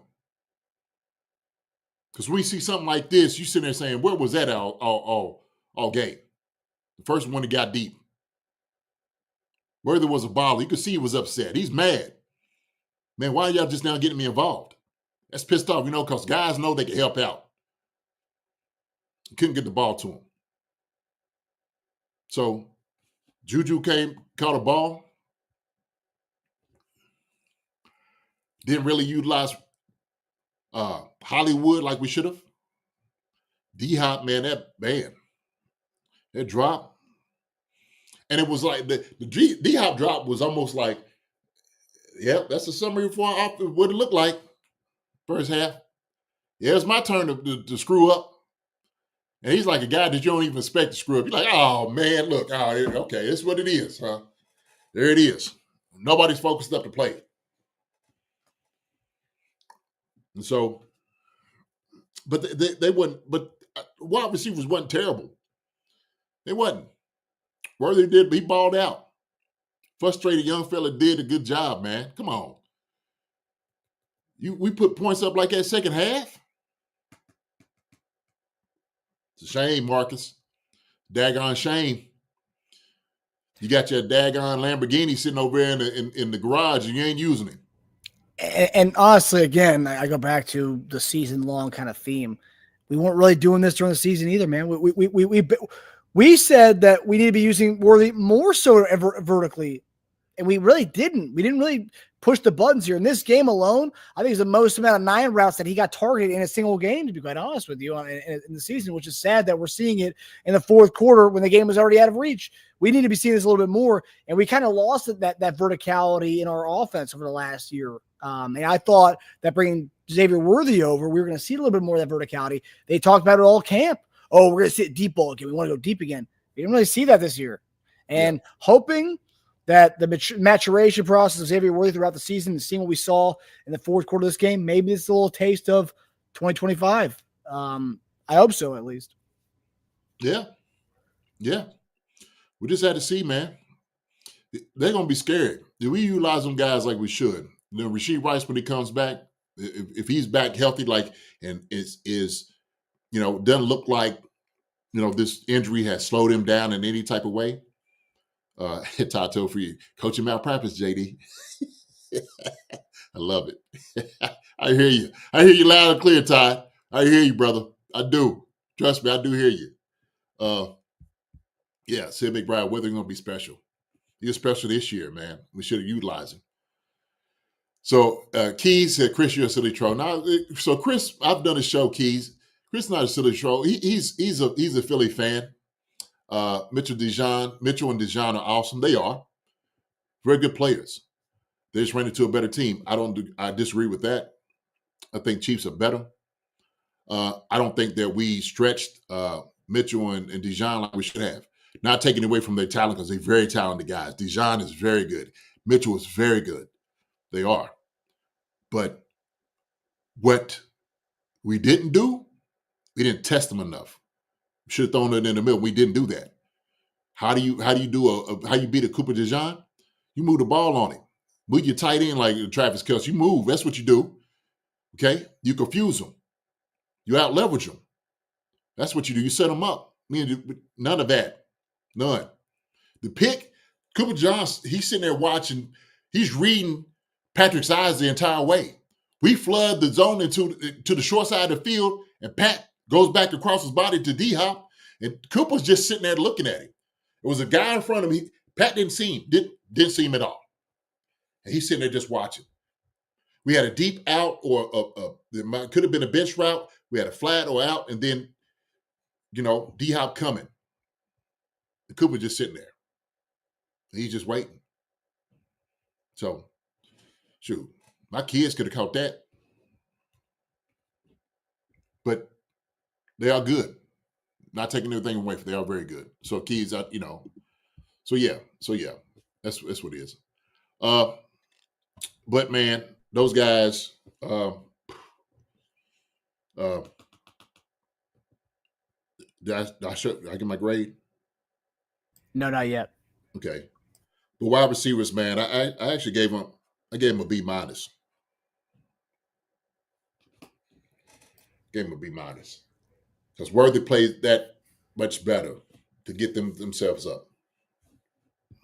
Worthy played a good game. It's not their fault we didn't utilize them like we should have. So B minus, C plus, if y'all don't live there with it, I'm fine with it. I'm cool with it. Yeah, I just hope it's the way we use Worthy at the end of this game. I hope it's the way he's utilized a little bit more next year. I know he showed, and we talked about it last year after we drafted him. He's more than just a gadget guy because a lot of people thought, wait, we just drafted a gadget guy in the first round. No, he wasn't a gadget guy. If you watched any of his games in Texas, not a gadget guy. He does everything.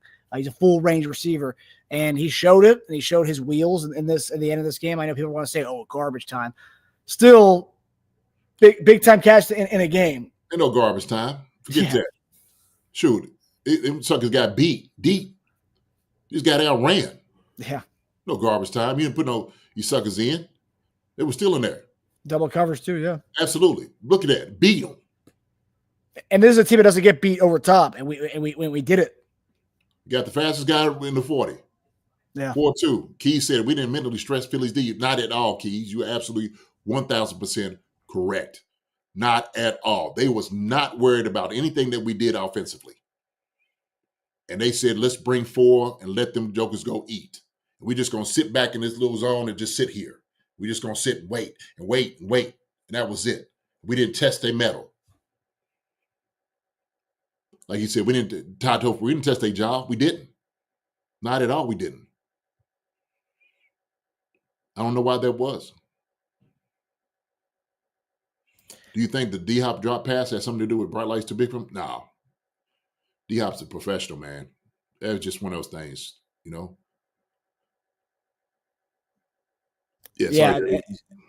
And that's a good point by Don. That's the first time Pat's done that all season. Because we talked about, Pat's been kind of with the deep balls since Tyreek left. He hasn't been consistency as far as like being able to get that on a consistent basis and the accuracy on that. And that throw, if you guys go back and watch that throw on that bomb, the Worthy, that's a hell of a throw. That thing was like 70 yards in the air. That thing was in the air for, man. It seems like that they got it down pat in this play here. So hopefully, like I said earlier, I hope this is a sign of things to come. When JD mentioned Rashee Rice, you get Rashee Rice back in the fold. You get Worthy doing this, and if the report is they want to bring Hollywood Brown back, but what we saw from Xavier Worthy, he was A++ of a first round pick. Anybody who had any doubts about that pick, I hope it didn't take to the Super Bowl for you to not have any doubts anymore. But if you did going to that game yesterday, we got ourselves someone special back there. Yeah, for sure. So, we got to come back, man. Go back to the drawing board. Yep. He said Pat clearly outplayed Hurts in the first matchup. Yep, Hurts has the best O-line in the NFL, best running back, 2 top wide receivers, and a decent tight end. Yeah, a good tight end. Shoot, Dallas Goedert's top 5 tight end for me when he's healthy. Absolutely, not decent. He's good. Yep. He's top 5.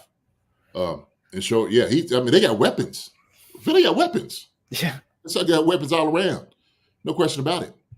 Jahan Dotson. Remember we was talking about him? yeah. So man, we would like to have him in Kansas City, but he goes there. Cool. Everything worked out. Everything worked out for us. Yeah. So yeah. So now we're gonna get to JD's our favorite position group on the show. JD, how'd you get your tight ends yesterday? Oh man. Shoot. I don't know what's up with 87, man. I don't know what was up with him. I don't know. I think sometimes you could be so much in the zone that you're too lax and loose and you know what I mean? That you try to get there. And now all of a sudden you don't have that edge on how you're playing it. I didn't see that edge with 87 at all yesterday. But we didn't do a good job of trying to get him going. Like I said, a quick little tight end screen. He get him something. That little, I guess it was supposed to be a little tight end, like quick little screen, like flare out. Is he supposed to hit and go?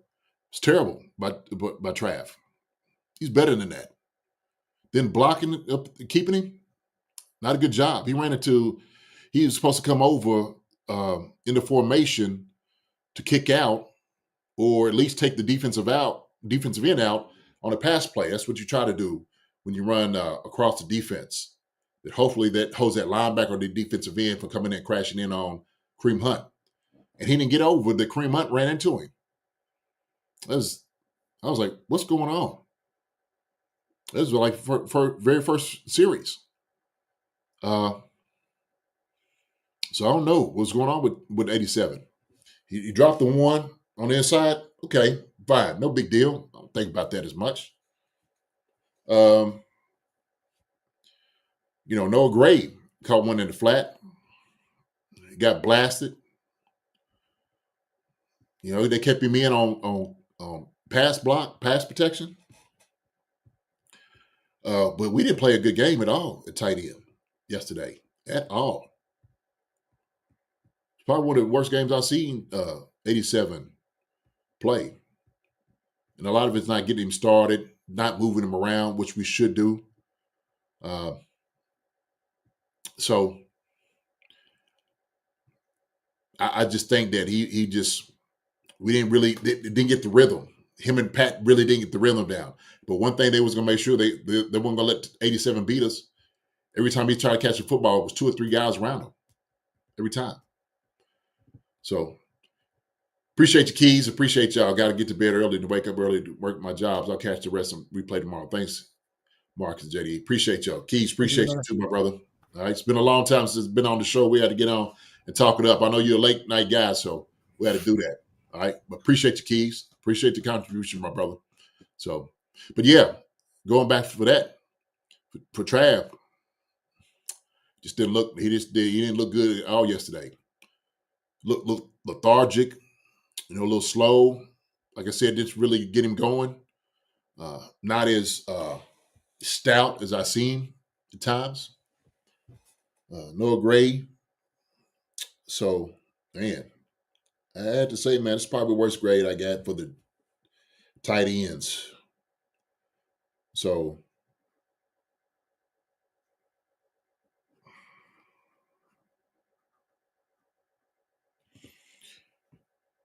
I'm right around the C- D+ range.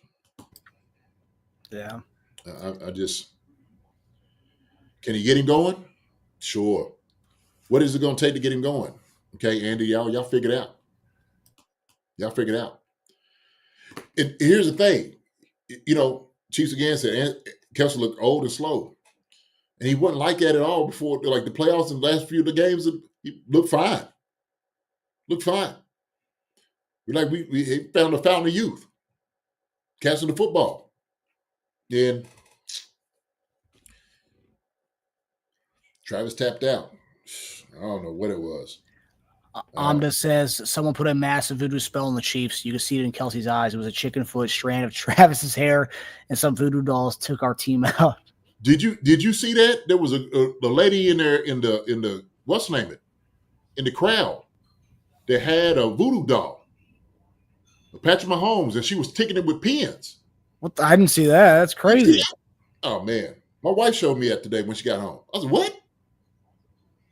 Damn. Well, I mean, it is New Orleans, right? It is New Orleans.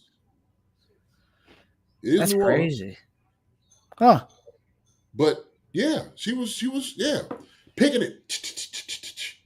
I'm like, yo, this is where we at with it. Sure enough. I'm gonna tell my wife send it to me. I might be able to show it on here, but I mean, yeah, man, I'll show it to you. I'll send it to you, Marcus. Pins, a little $15. Man, crazy. I don't know. Swifty spell. I don't know what it was, but I know it wasn't good. It wasn't good at all. So I think the reason why Titans didn't do so well is because we didn't have Jody Fortson or Jared Wiley in this game, JD. No. I'm joking. I know. No. Oh, geez. It's crazy. Yes, Marcus, my daughter sent it to me. It's wild stuff, man. It's wild stuff. Yeah, don't believe in no voodoo. I don't either. Come on. You ain't doing that. Shoot. Go out and play. I mean, it is. It's just him going out and playing. And he just didn't look good. So, Drew, was you at the game? Who else was at the game you said? How value, how yield? Yeah, HVHY was, yeah. Yeah. They show Pat yawning during pregame warm-ups. I mean, sometimes you have that. Look, some of my best games came from when I was sleepy. I remember I did that in high school playing basketball. I slept on the way over, tired, to the game. And I got to the game, man, I dropped 38 on them. Had about 3 dunks. Damn. Busted them. I came in, we came in, it was kind of crazy because we had to come in through the side. I came in last, and I you know how you still got sleepies in your eyes? We came in, it was a packed house. It was like, it was a tournament. And so it was all district tournament. I came in, dropped 38. Played out outside my frame, but I needed that. Yeah, when I woke up, I was tearing the rim down, Marcus. Sasha says those long Kentucky bus rides. Yeah, yes, sir. Yes, sir. Yeah, as far as the yawning aspect, yawning doesn't always mean you're tired. Yawning is also I read this a long time ago that yawning has something to do with nerves. Sometimes it's a reaction from our body when we're nervous. It's a psychological thing that we can do where yawn is part of like a nervous thing. And Super Bowl, nerves happen. So yeah. So how you said, JD, when we get to the end, we need to discuss something. Sure, we'll get there. Yeah. So yeah. Tight ends, man. Trav didn't play well. We didn't do anything to help him out to get the ball. We didn't move him around, which we should have done. That should have been your first game plan. Hey, let's move Trav across. Let us see what we can do. Get the ball to him quick. Let him get up the field. Let him start feeling a little bit. Get him involved early. So they bullied us. We got bullied yesterday. Yeah. I mean, they took. I mean, that part. As far as I know, people want to liken this to the Buccaneers game. We got bullied that game as well. They remember what Devin White and Levante David did at Kelsey that game. They went to him. They took it to him. Yep. Horrible play calling for sure. Yeah, I think it was a lot of it. It was just bad play calling. They just went on the same page. Pat threw him a bad ball and then all that, man, just shoot. Said, I believe Trav had too many distractions. Man, I think all of them had distractions. It was a Super Bowl week. Media all over the place. That's right, yeah. Sometimes you got to protect the guys from themselves. So, all right. So O-line, JD. I know we talked about the O-line a little bit, but what was your grade you gave the O-line? O-line, like I said, man, we got manhandled up front. We did. We was getting tossed around like rag dolls.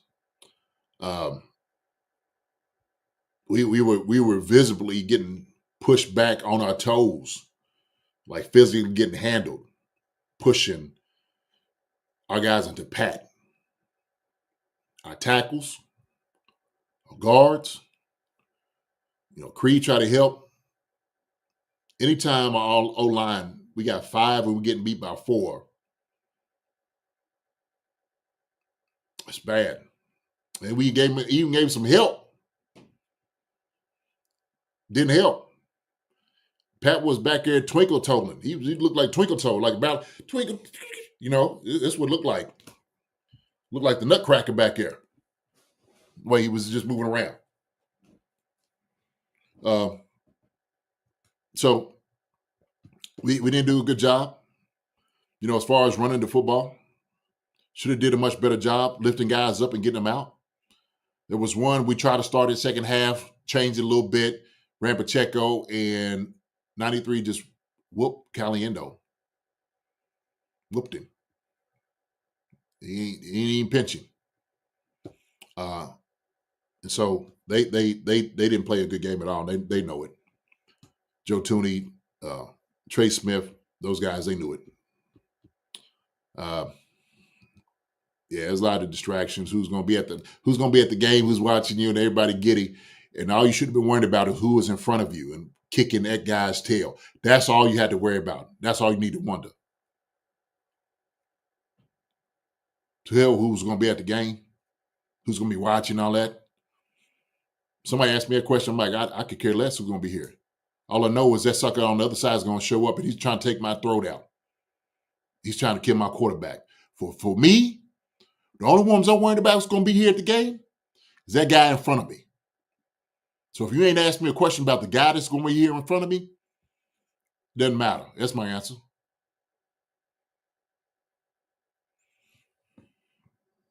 It's a shame, man. And I know they felt sorry for it. I know they did. Especially inexcusable when you look at the numbers. And I know we don't like to count people's pockets, but number 2 highest paid O-line in the league, and that's we do. Number two highest paid offensive line. I know it's pretty much based around 3 guys. Yeah. However, yeah. Still though, the Eagles are number 8 in comparison. Well, so our offensive line, man, just didn't. They didn't do a good job, and I think they agree with me. And they're a much better group than what they showed yesterday. If they had to play it all over again, I think it would have been a different story.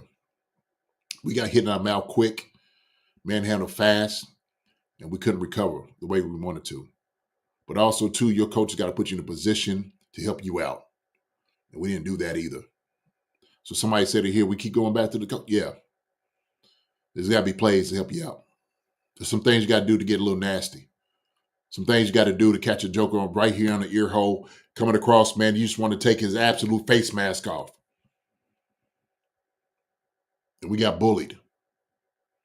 Like I said, they had their ears peeled back and they came after us. So I gave an all-line. I gave him a D. Not bad. I know mostly everybody in the chat had Fs, but I mean, yeah, but there was things that, they had to hold up to get the ball to Worthy. Second half, they played a little bit more better, a little bit more decent. But first half is atrocious. And all the other pressures, atrocious. D is too nice. I mean, I'm a grade of fair. I'm going to be fair. I'm going to take my emotions out of it. When I looked at them and some of the things they were doing, some were doing a decent job. Second half, I'm like, okay. They try to correct some of it. But giving up the amount of sacks that they did should never have happened. So, yeah. All right. So now we're going to go to the defensive side of the ball, beginning with Spags. Spags' game plan. How did you think Spags did yesterday, JD? Now I'm going to go to the restroom real quickly, JD. Yeah, go ahead. Go ahead. So, defensively, kind of discuss this, man. Look, we got Philly's offense in a lot of third and longs, and bad penalties gave them lifelines. I think Spags had a good game plan, did a tremendous job, especially stopping the run. Saquon Barkley did everything in their power to try to get him going, and we weren't having it. Our defense did a tremendous job against Saquon Barkley. They try to get out their deep offensive line to go up to our linebackers, second level quick. And our guys on the D line played a great job against the run. Valiant effort against that.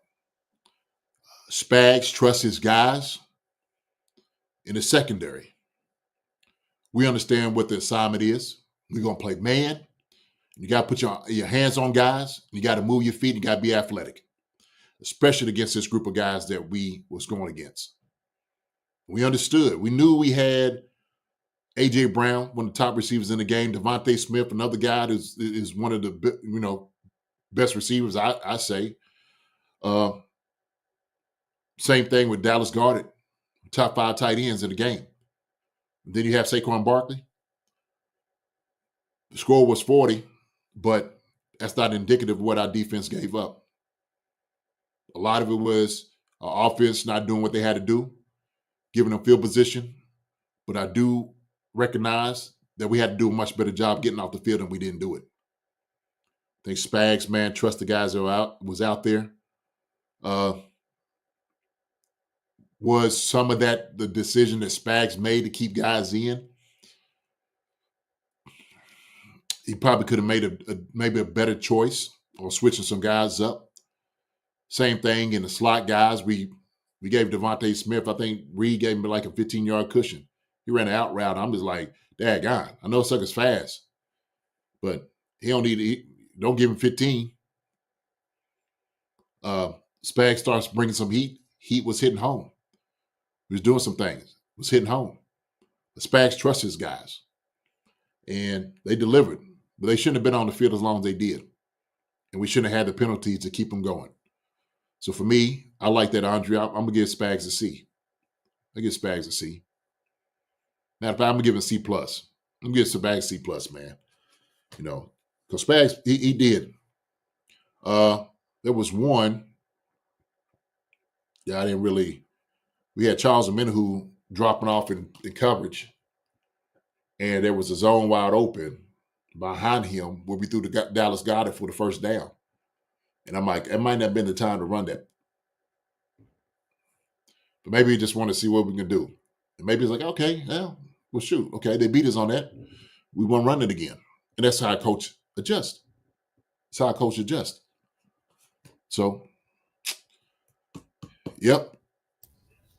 Yeah, I like it. I think just alone, based on the way they contained Saquon, I think that's got to be high up there. I mean, if you were telling me we held him to under 60 yards rushing in the game, I would think we dominated them, but that didn't happen.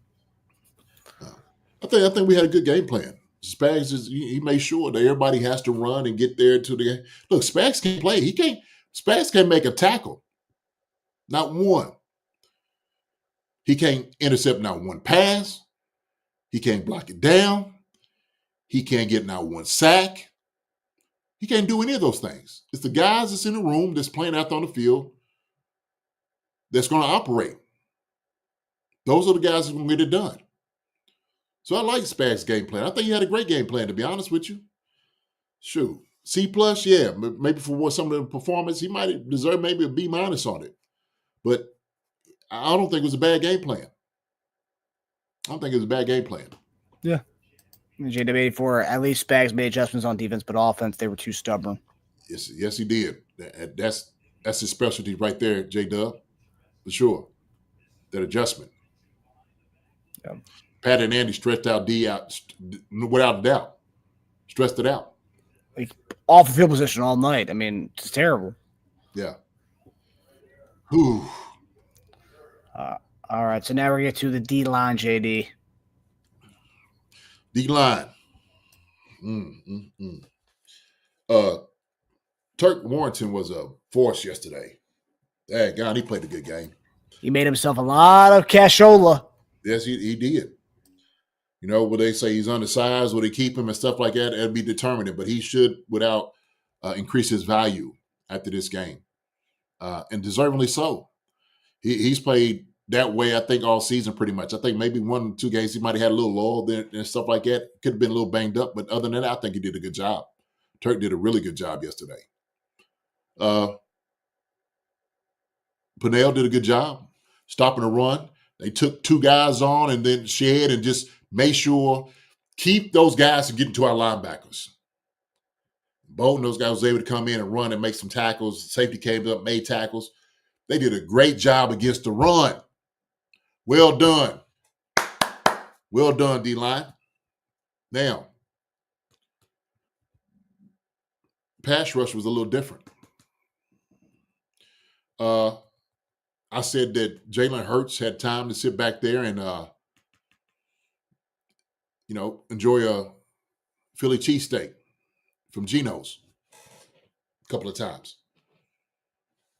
And a couple of times he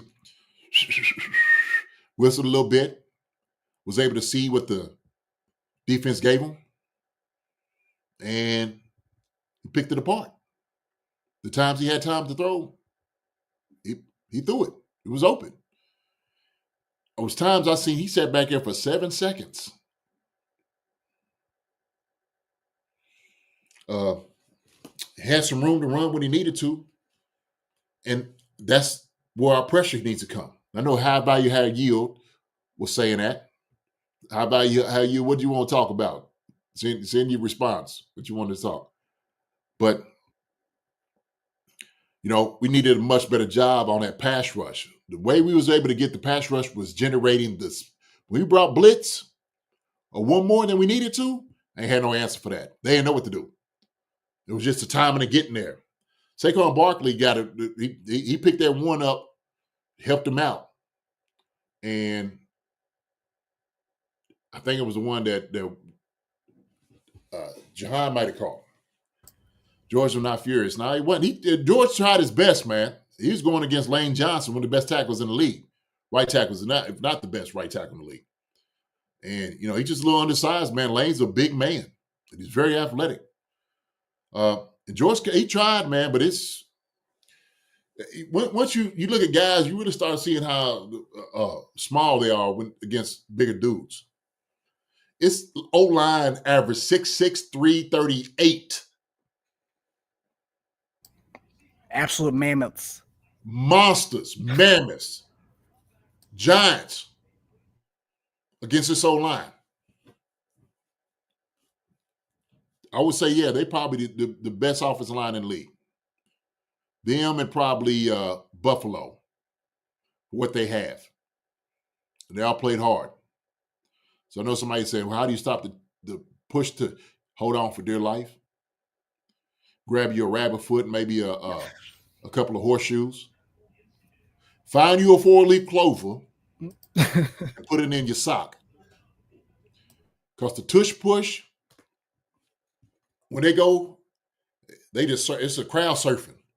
Jalen Hurts gets on the crowd surfing, and the 2 guys behind him just starts pushing him on through. So he uses his legs. They use the legs for the offensive line to get through, and the guys in the back, guiding those guys, just pushing him. Saquon Barkley, now it's a sled for them. And all they do is just push. And all they do is like, look, we just need 1 yard. We just need to move forward. And when you have that type of surge, that's why it's hard to do. That's why it's hard to stop. It's hard.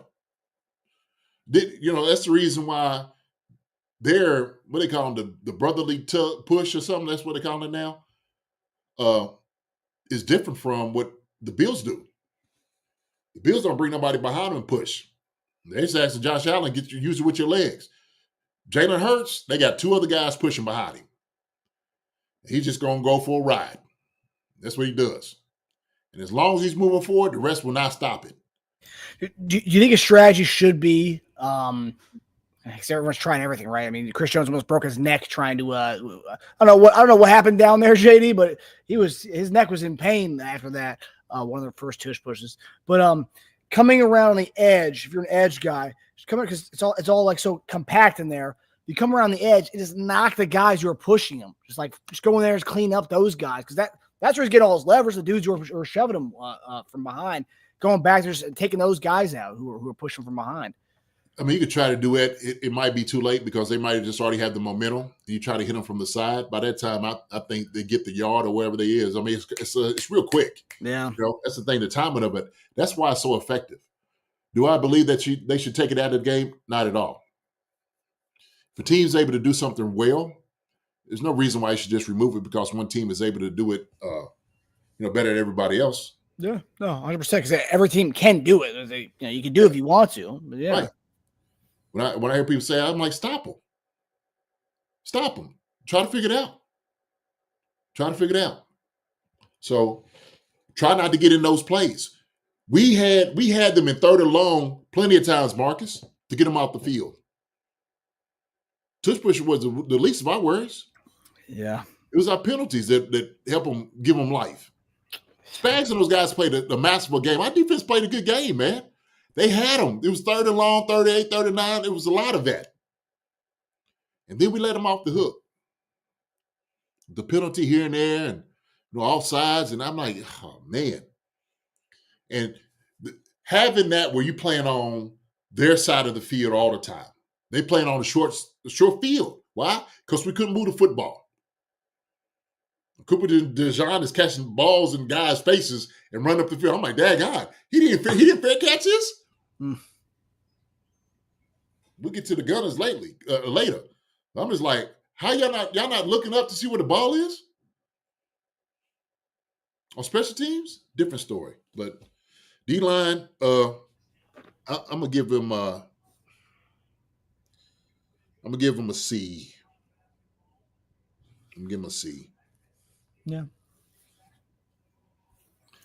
I know it's an all-season thing, but I'm very curious to see what they do with the edge, what they do with the interior. It's a really good D-tackle draft. If Pinnell's on a 1-year deal, Noddy's on a 1-year deal, Whartonton is on a 1-year deal. So there's a lot of vacancies on the in the interior of that line. So curious to see what happens there. And I got it. Omanahu, another free agent. King Felix was a 1st-round pick. Will King Felix come to his own? I don't know. But it's very interesting to see what happens on the D-line. A lot of vacancies. Man, look, we've been asking that D-line, they need a Moss inside with that. So I agree with you that sometimes those things need to be addressed. We need some, we have times of spurts and things, guys kind of show up, it really is. And we'll talk about that, but man, we didn't really get too much from defensive ends. No, it's a trenches draft, JD. You're gonna love this draft because I think it's to be a full on trenches draft. Talk about guards, talk about D linemen, so be fun. Yeah, all right. Yeah. So our next spot, we got the linebackers, JD. LBs. So ILBs did a decent job. They did okay. Nothing spectacular, but I think they did a good job. When they had to come up and make plays, I think they did a good job. Even Bolton was able to come and fire upon Saquon Barkley, him catch the ball at the backfield. And the thing with Saquon Barkley, you got to catch that joker before he gets going. Before them two ham hocks start churning and getting up the field, that's where you got to tackle him. Bolton did a good job of that. Chanel did a good job of that. Tranquil did a good job of that. In the past, catching, defending the pass, right? Pass coverage. Steal, we knew what they were going to try to do. They didn't do a bad job. I think a linebackers just did okay. I think they were just kind of average. But I think they did a good job as far as against Saquon. They came up, they was hitting. Bolton came in and, hit Hurts for that interception. He caused that pressure. So I think our linebackers did a decent job, man.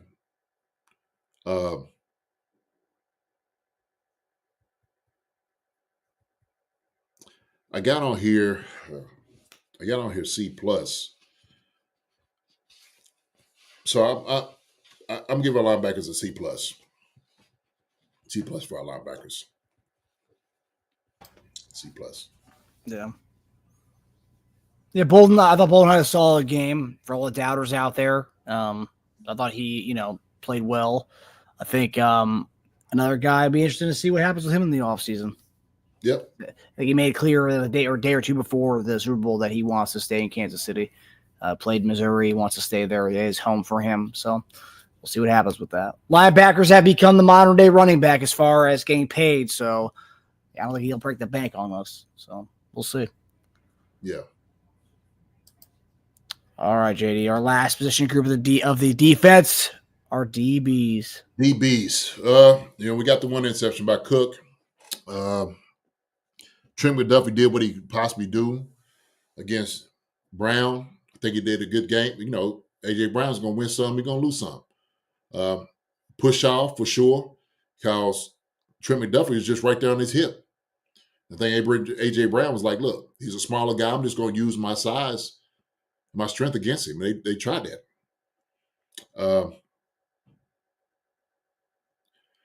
Jalen Watson, man, was getting beat. He was a weak link. And I think they knew as soon as we start seeing who you had on the others. They showed the one where he told AJ Brown, there it is. I'm shooting it at you. It's coming. It might be back shoulder throw. He gave him a signal or something, and he caught the back shoulder on McDuffie. But Jalen Watson, man, you can't be lazy hands. They ran by him twice. It was nothing. Jahan Dotson just gave him. They forgot that Jahan Dotson he's a first round pick, ain't he? Then we in the first round or second round pick. He's either one at the end of the first round or second round pick. He's probably a second round pick. I think he was a late first or early second. Yeah. Well, no, first round. Yeah. They forget that Jahan Dotson was a first round pick. We wanted him when he came out from Penn State. We said he had probably one of the best pass running skills and catching the ball. Just didn't work out with him down in Washington. But caught two good balls against him. Then Devontae Smith just ran by and I seen Spags look up like, what are you doing? You can't let him just get a free release. You got to pinch him or something while he runs by. Pinch him when he runs by you. Heck, grab him right there and just pull him down.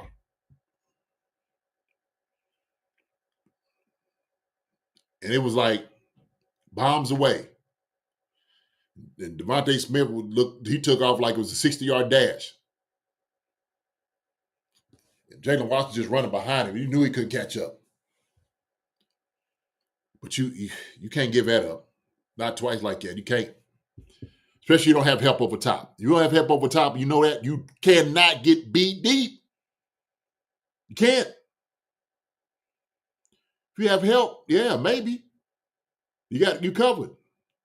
Cook, look out. Here he comes. Hicks, here he comes.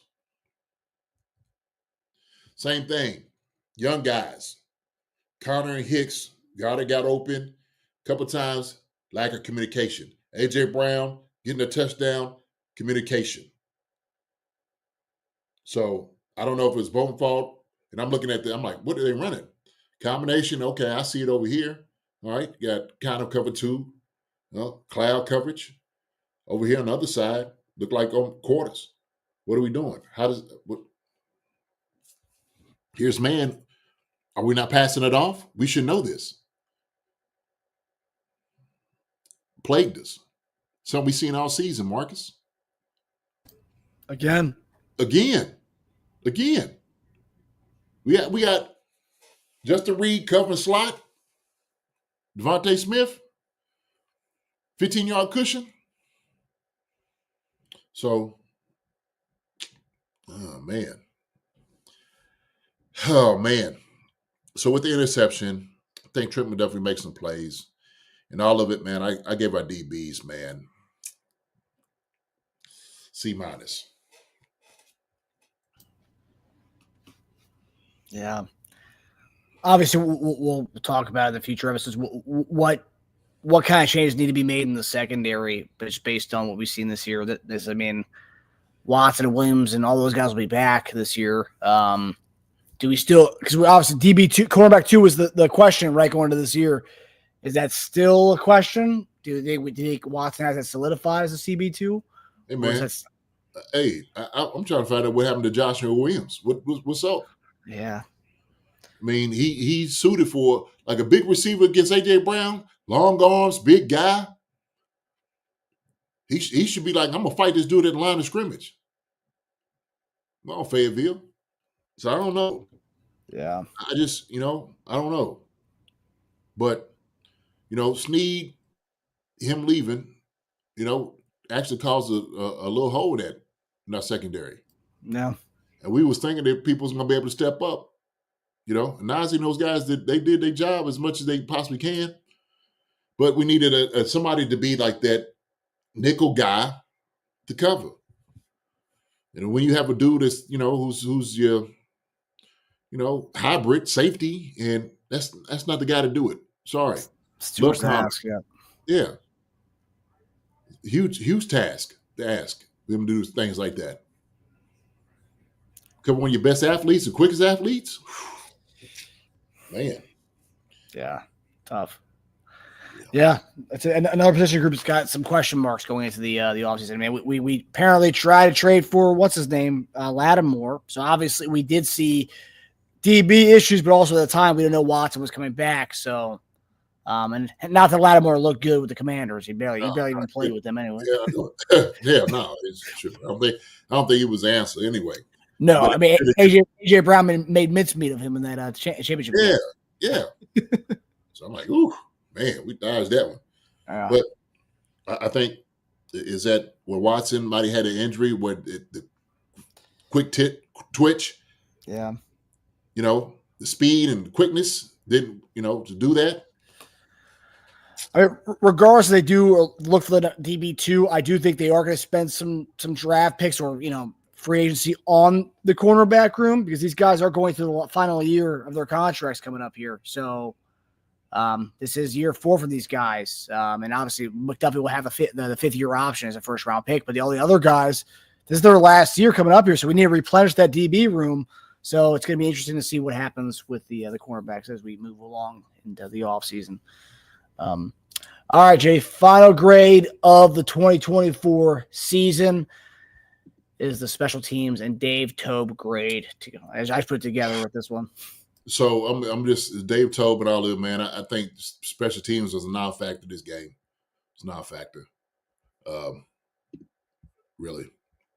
So, as far as just catching the football, trying to get something, I'm just gonna give these guys, man. I'm gonna give them a C plus actually. So. Did you think Ariza was nervous? I mean, his punts were booming, dude. Those things were going so far back there. I don't know. I mean, you get those booming punts and nobody's covering them, keeping out the end zone. I'm like, what do you look up? Yeah. That's what I'm saying. Like, that goes into the whole things of special teams. Like, you got to find the football. Find it in there. Don't just look at the returner. Special teams one-on-one is a gunner. Look up. Find the ball. Get the flight. Check it out. Cooper DeJean, man, he's catching balls and guys in his face, and I'm just like, y'all should take his head off. Y'all don't see it, and maybe the guys weren't paying attention, looking and stuff like that. If I don't see no fair catch, his head should be rolling right there in the stands. They should be able to pick it up. So, all right. Yeah, man, I gave him a C plus. C plus for the special teams. So special teams goes out the same way they kind of were all year with there's some spotty, some good days, but for the most part, special teams was kind of a non-factor this season. Yeah. Well, all right, guys. Well, that does it for. I know it's a little long, guys. It's the last grade show of the 2024 season. Unfortunately, we're not grading a championship game, a Super Bowl game where we came victors. But like I've been telling a lot of people, a lot of Eagles fans have been DMing us and trying to be, trying to rub it in a little bit. Can't win them all. You can't win them all. Hey, congratulations. You got us on a bad day. That's what somebody like. Nah, we took it. I'm like, man, no, okay, but y'all caught us on the bad one. Caught us on the bad one. We wasn't where we should have been. Not as good as we should have been that day. Didn't look like the championship team that I know we are. And we didn't play well. Game wasn't called, a decent way. So, and they suffered for that. And these grades are indicative of what I saw out there on the field yesterday. I didn't take my emotions. I'm putting my emotions in. I'm just calling it like I see it.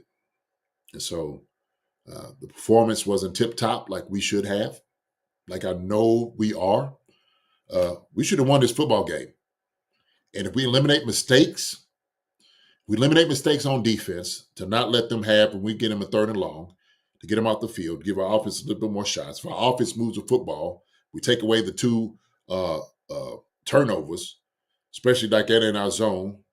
One for a touchdown, the other one. Pat knows he gave up 4. He gave up 14 points. He knows that. I think he said as such. Yeah, he did. Yeah, he said that's on me. That's what a leader does. He knew it. He put his guys in a bad position.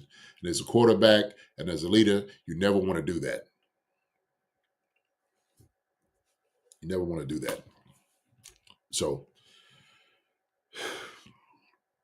it's a shame it came at this time that we play one of our worst games of the season. Yeah. Really. So Philly, have at it. Have your fun. Enjoy yourself. Stay off the light poles and off Broad Street. So one day a dude fell and he got hurt and he got killed, actually. I think he died. Jeez. Yeah. That was for the NFC Championship game. Shame. Y'all take care of yourselves. Up there in Philly. And all the people out here, take care of yourselves in Kansas City. It was a lot of things that was surrounding this, Marcus, the season and just this game. Especially this game, and I didn't like none of it. Made about everybody else. Who's going to be there? Who we going to show on the stand? Who's doing something at halftime? All these different things. A lot of people didn't like the halftime show. I thought it was good. I like Kendrick Lamar. Did a good job. A lot of, symbolism stuff in there. Okay. Yep. We're here for a football game is what we're here for. And it's so because people want to put people in corners, divide this, and that's what's made all about, man. Come on, man. These guys going out here to play football. They're trying to win, man. They're trying to win. And that's why I said, the disrespect of talking about these guys, the refs winning for them and all these different things. Oh, you didn't say that? The game was over. I'm glad D-Hop said that. So, now I appreciate it, man. This is fun for me. The grading the show and stuff like that. This is so I do, man. As a coach, go in, we grade, we look at the film, we check everything out. Maybe we get to breaking down a film on board. Maybe I can do this thing a little bit more out here and just write some things up. Yeah, people love the whiteboard stuff last week. People love that. Yeah. You know what? We didn't run any of it. No, we didn't.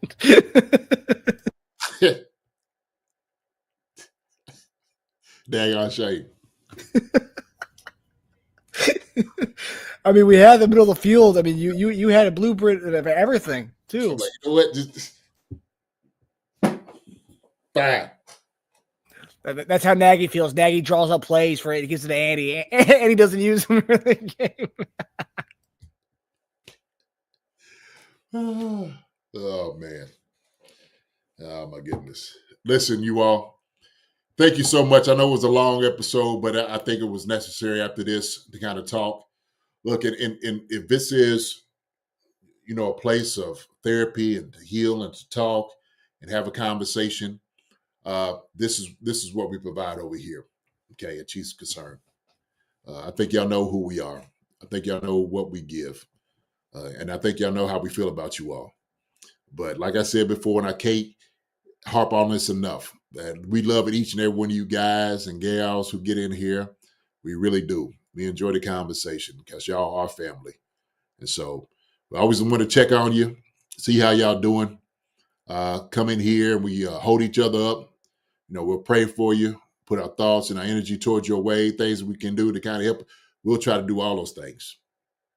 But yeah, we will get another Lombardi. We will be right back to where we are. We will. So have no fear. We're gonna be fine.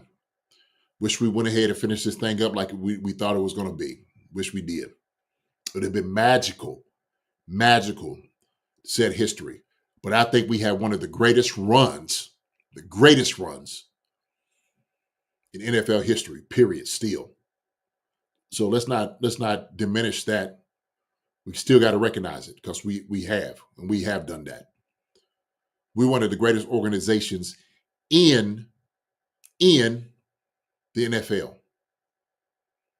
And because these guys have been playing so great at this time and been holding it down for us all out here, they have solidified themselves in history as well.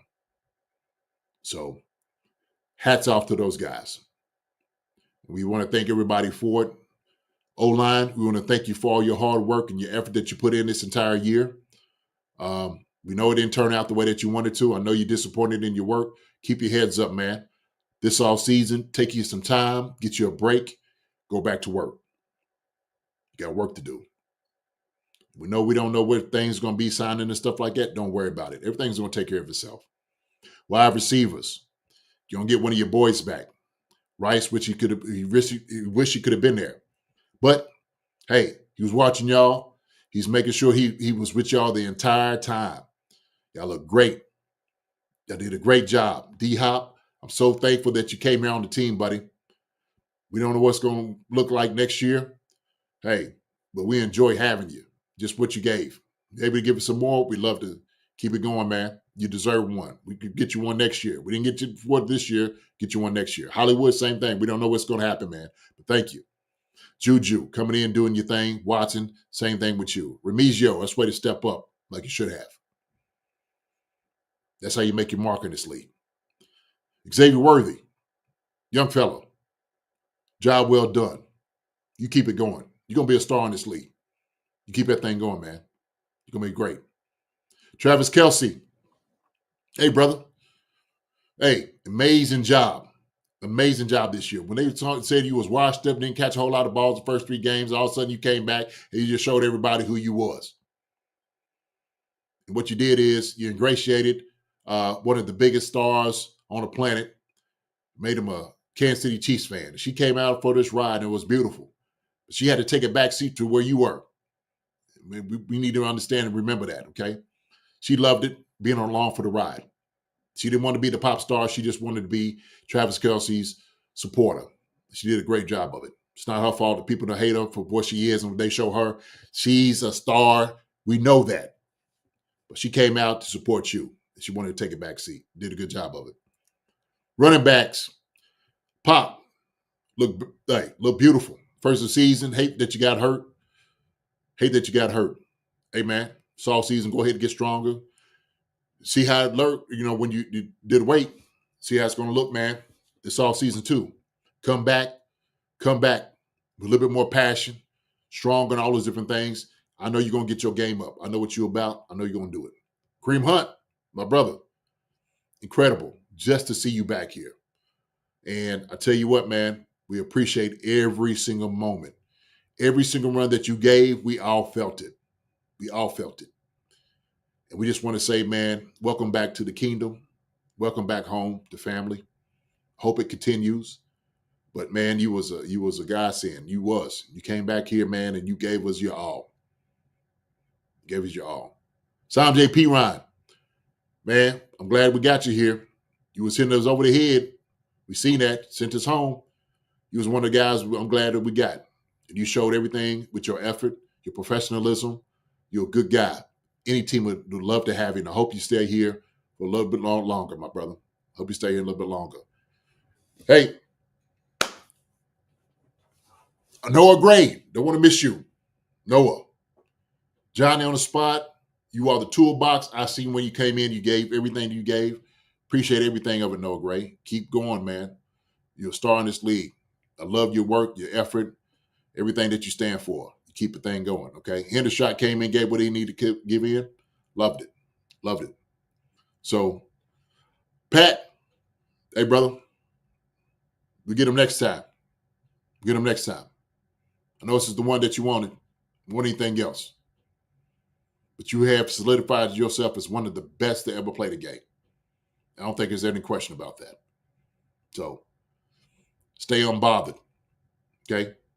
Get yourself back together, man. You're going to be all right. Things are going to be fine, man. Take care of that family. Everything's going to be good. I said, O-line, y'all just keep it going. Y'all keep it going, man. D-line, I know it's taking a long time.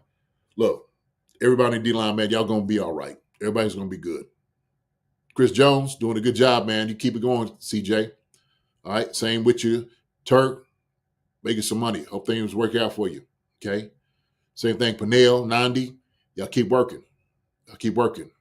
Charles, Menahu, bruh, big fella.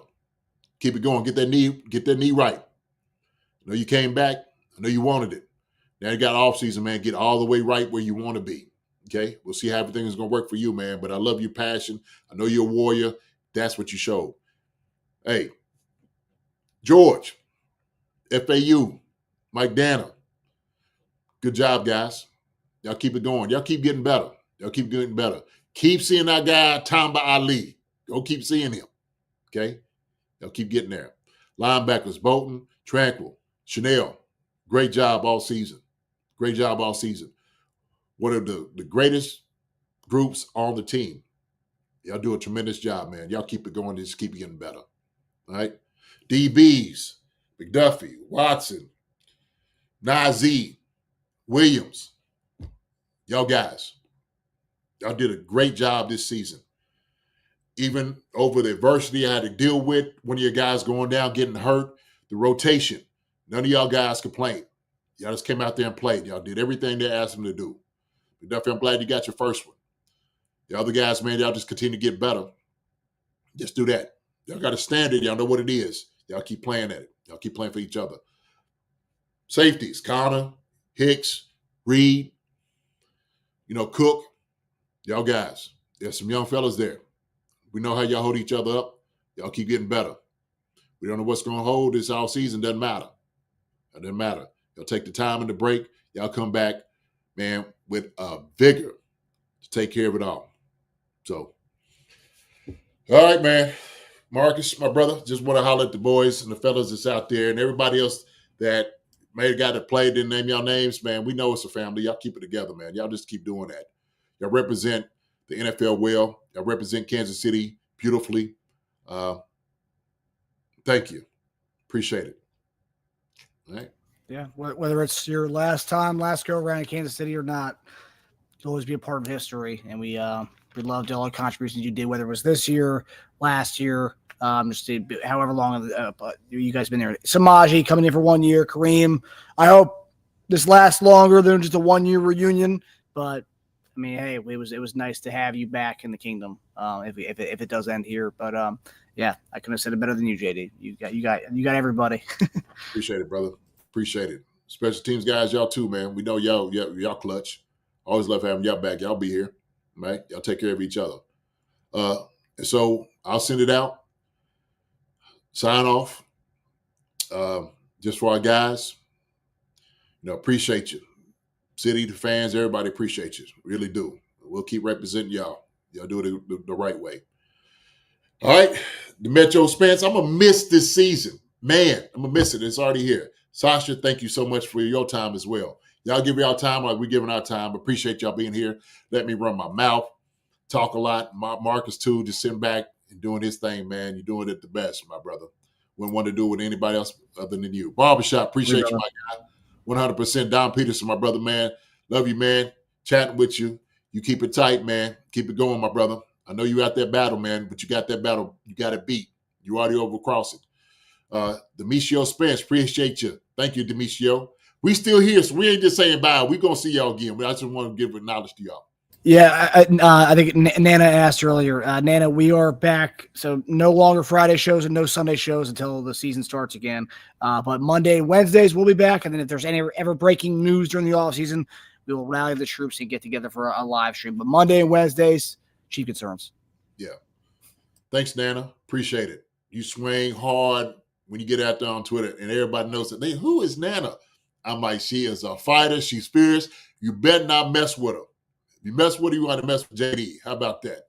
So, Nana, got your back like you got mine and ours. Appreciate you. Sam McBride, appreciate you coming on, seeing you this year. It's always good seeing your name out here. About time, my brother. Take care of yourself, your wife too.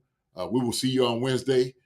Praying for y'all as well. Todd Toe-Free, appreciate you, my brother. Thank you so much for your time. Always good talking to you, man. All family, you know that. Kansas City Area Youth Jazz, good. Appreciate you. Always good seeing you out here as well. Hey, you was one of those consistent people. Always came out here. Always good seeing you. Thank you for your time. Angry Gray Canuck, what's going on from Canada? Appreciate you too. You know, so we like you. Connects up there. We like you.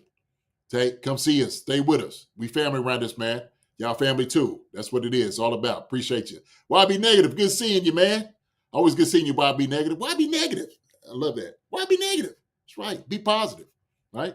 Chiefs again. Good seeing you, Chiefs again. Appreciate you so much. Neff, love you. All right? I will be seeing you soon, tomorrow. Hopefully. Get down there. So we've been praying, holding you up, Neff. Getting better. I know you're getting better. So love you. Green Bay, you don't have to talk to them jokers. I can't talk to them. You have to do something, man. Get them, get them up. So love you, Chad. Yeah, love you, bro. Love you, Neff. High value, high yield, man. It ain't over. No, it's not. No. We be right back. We're fine. We are good. Appreciate it.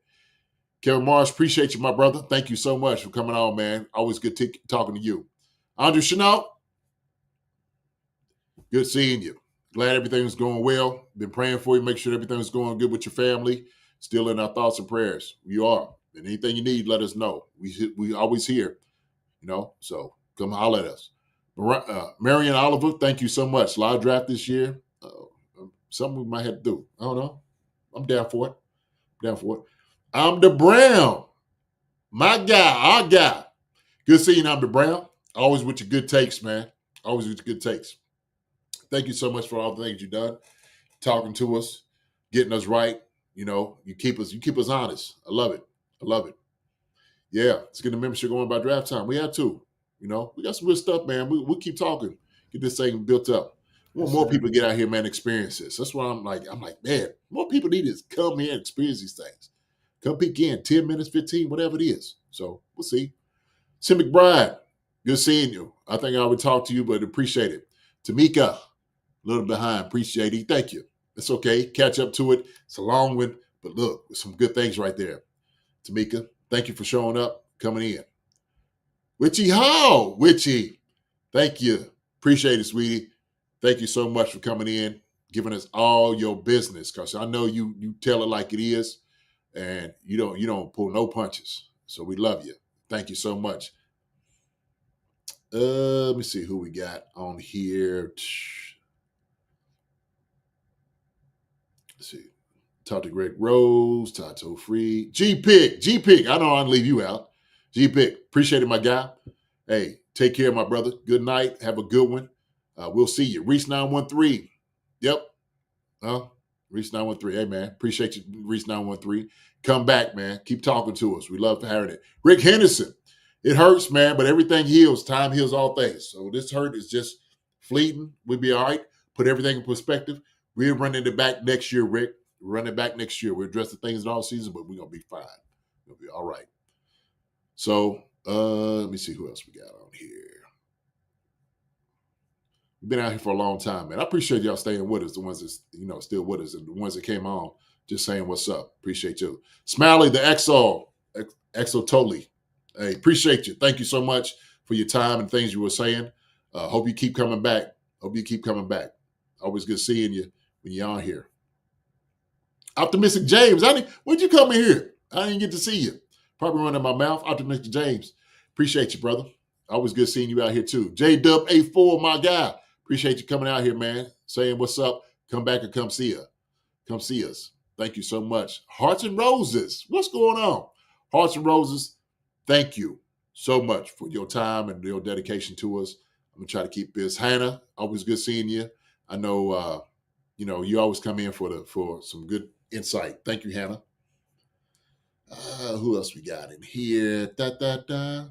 Drew Boucher. Thank you, Drew.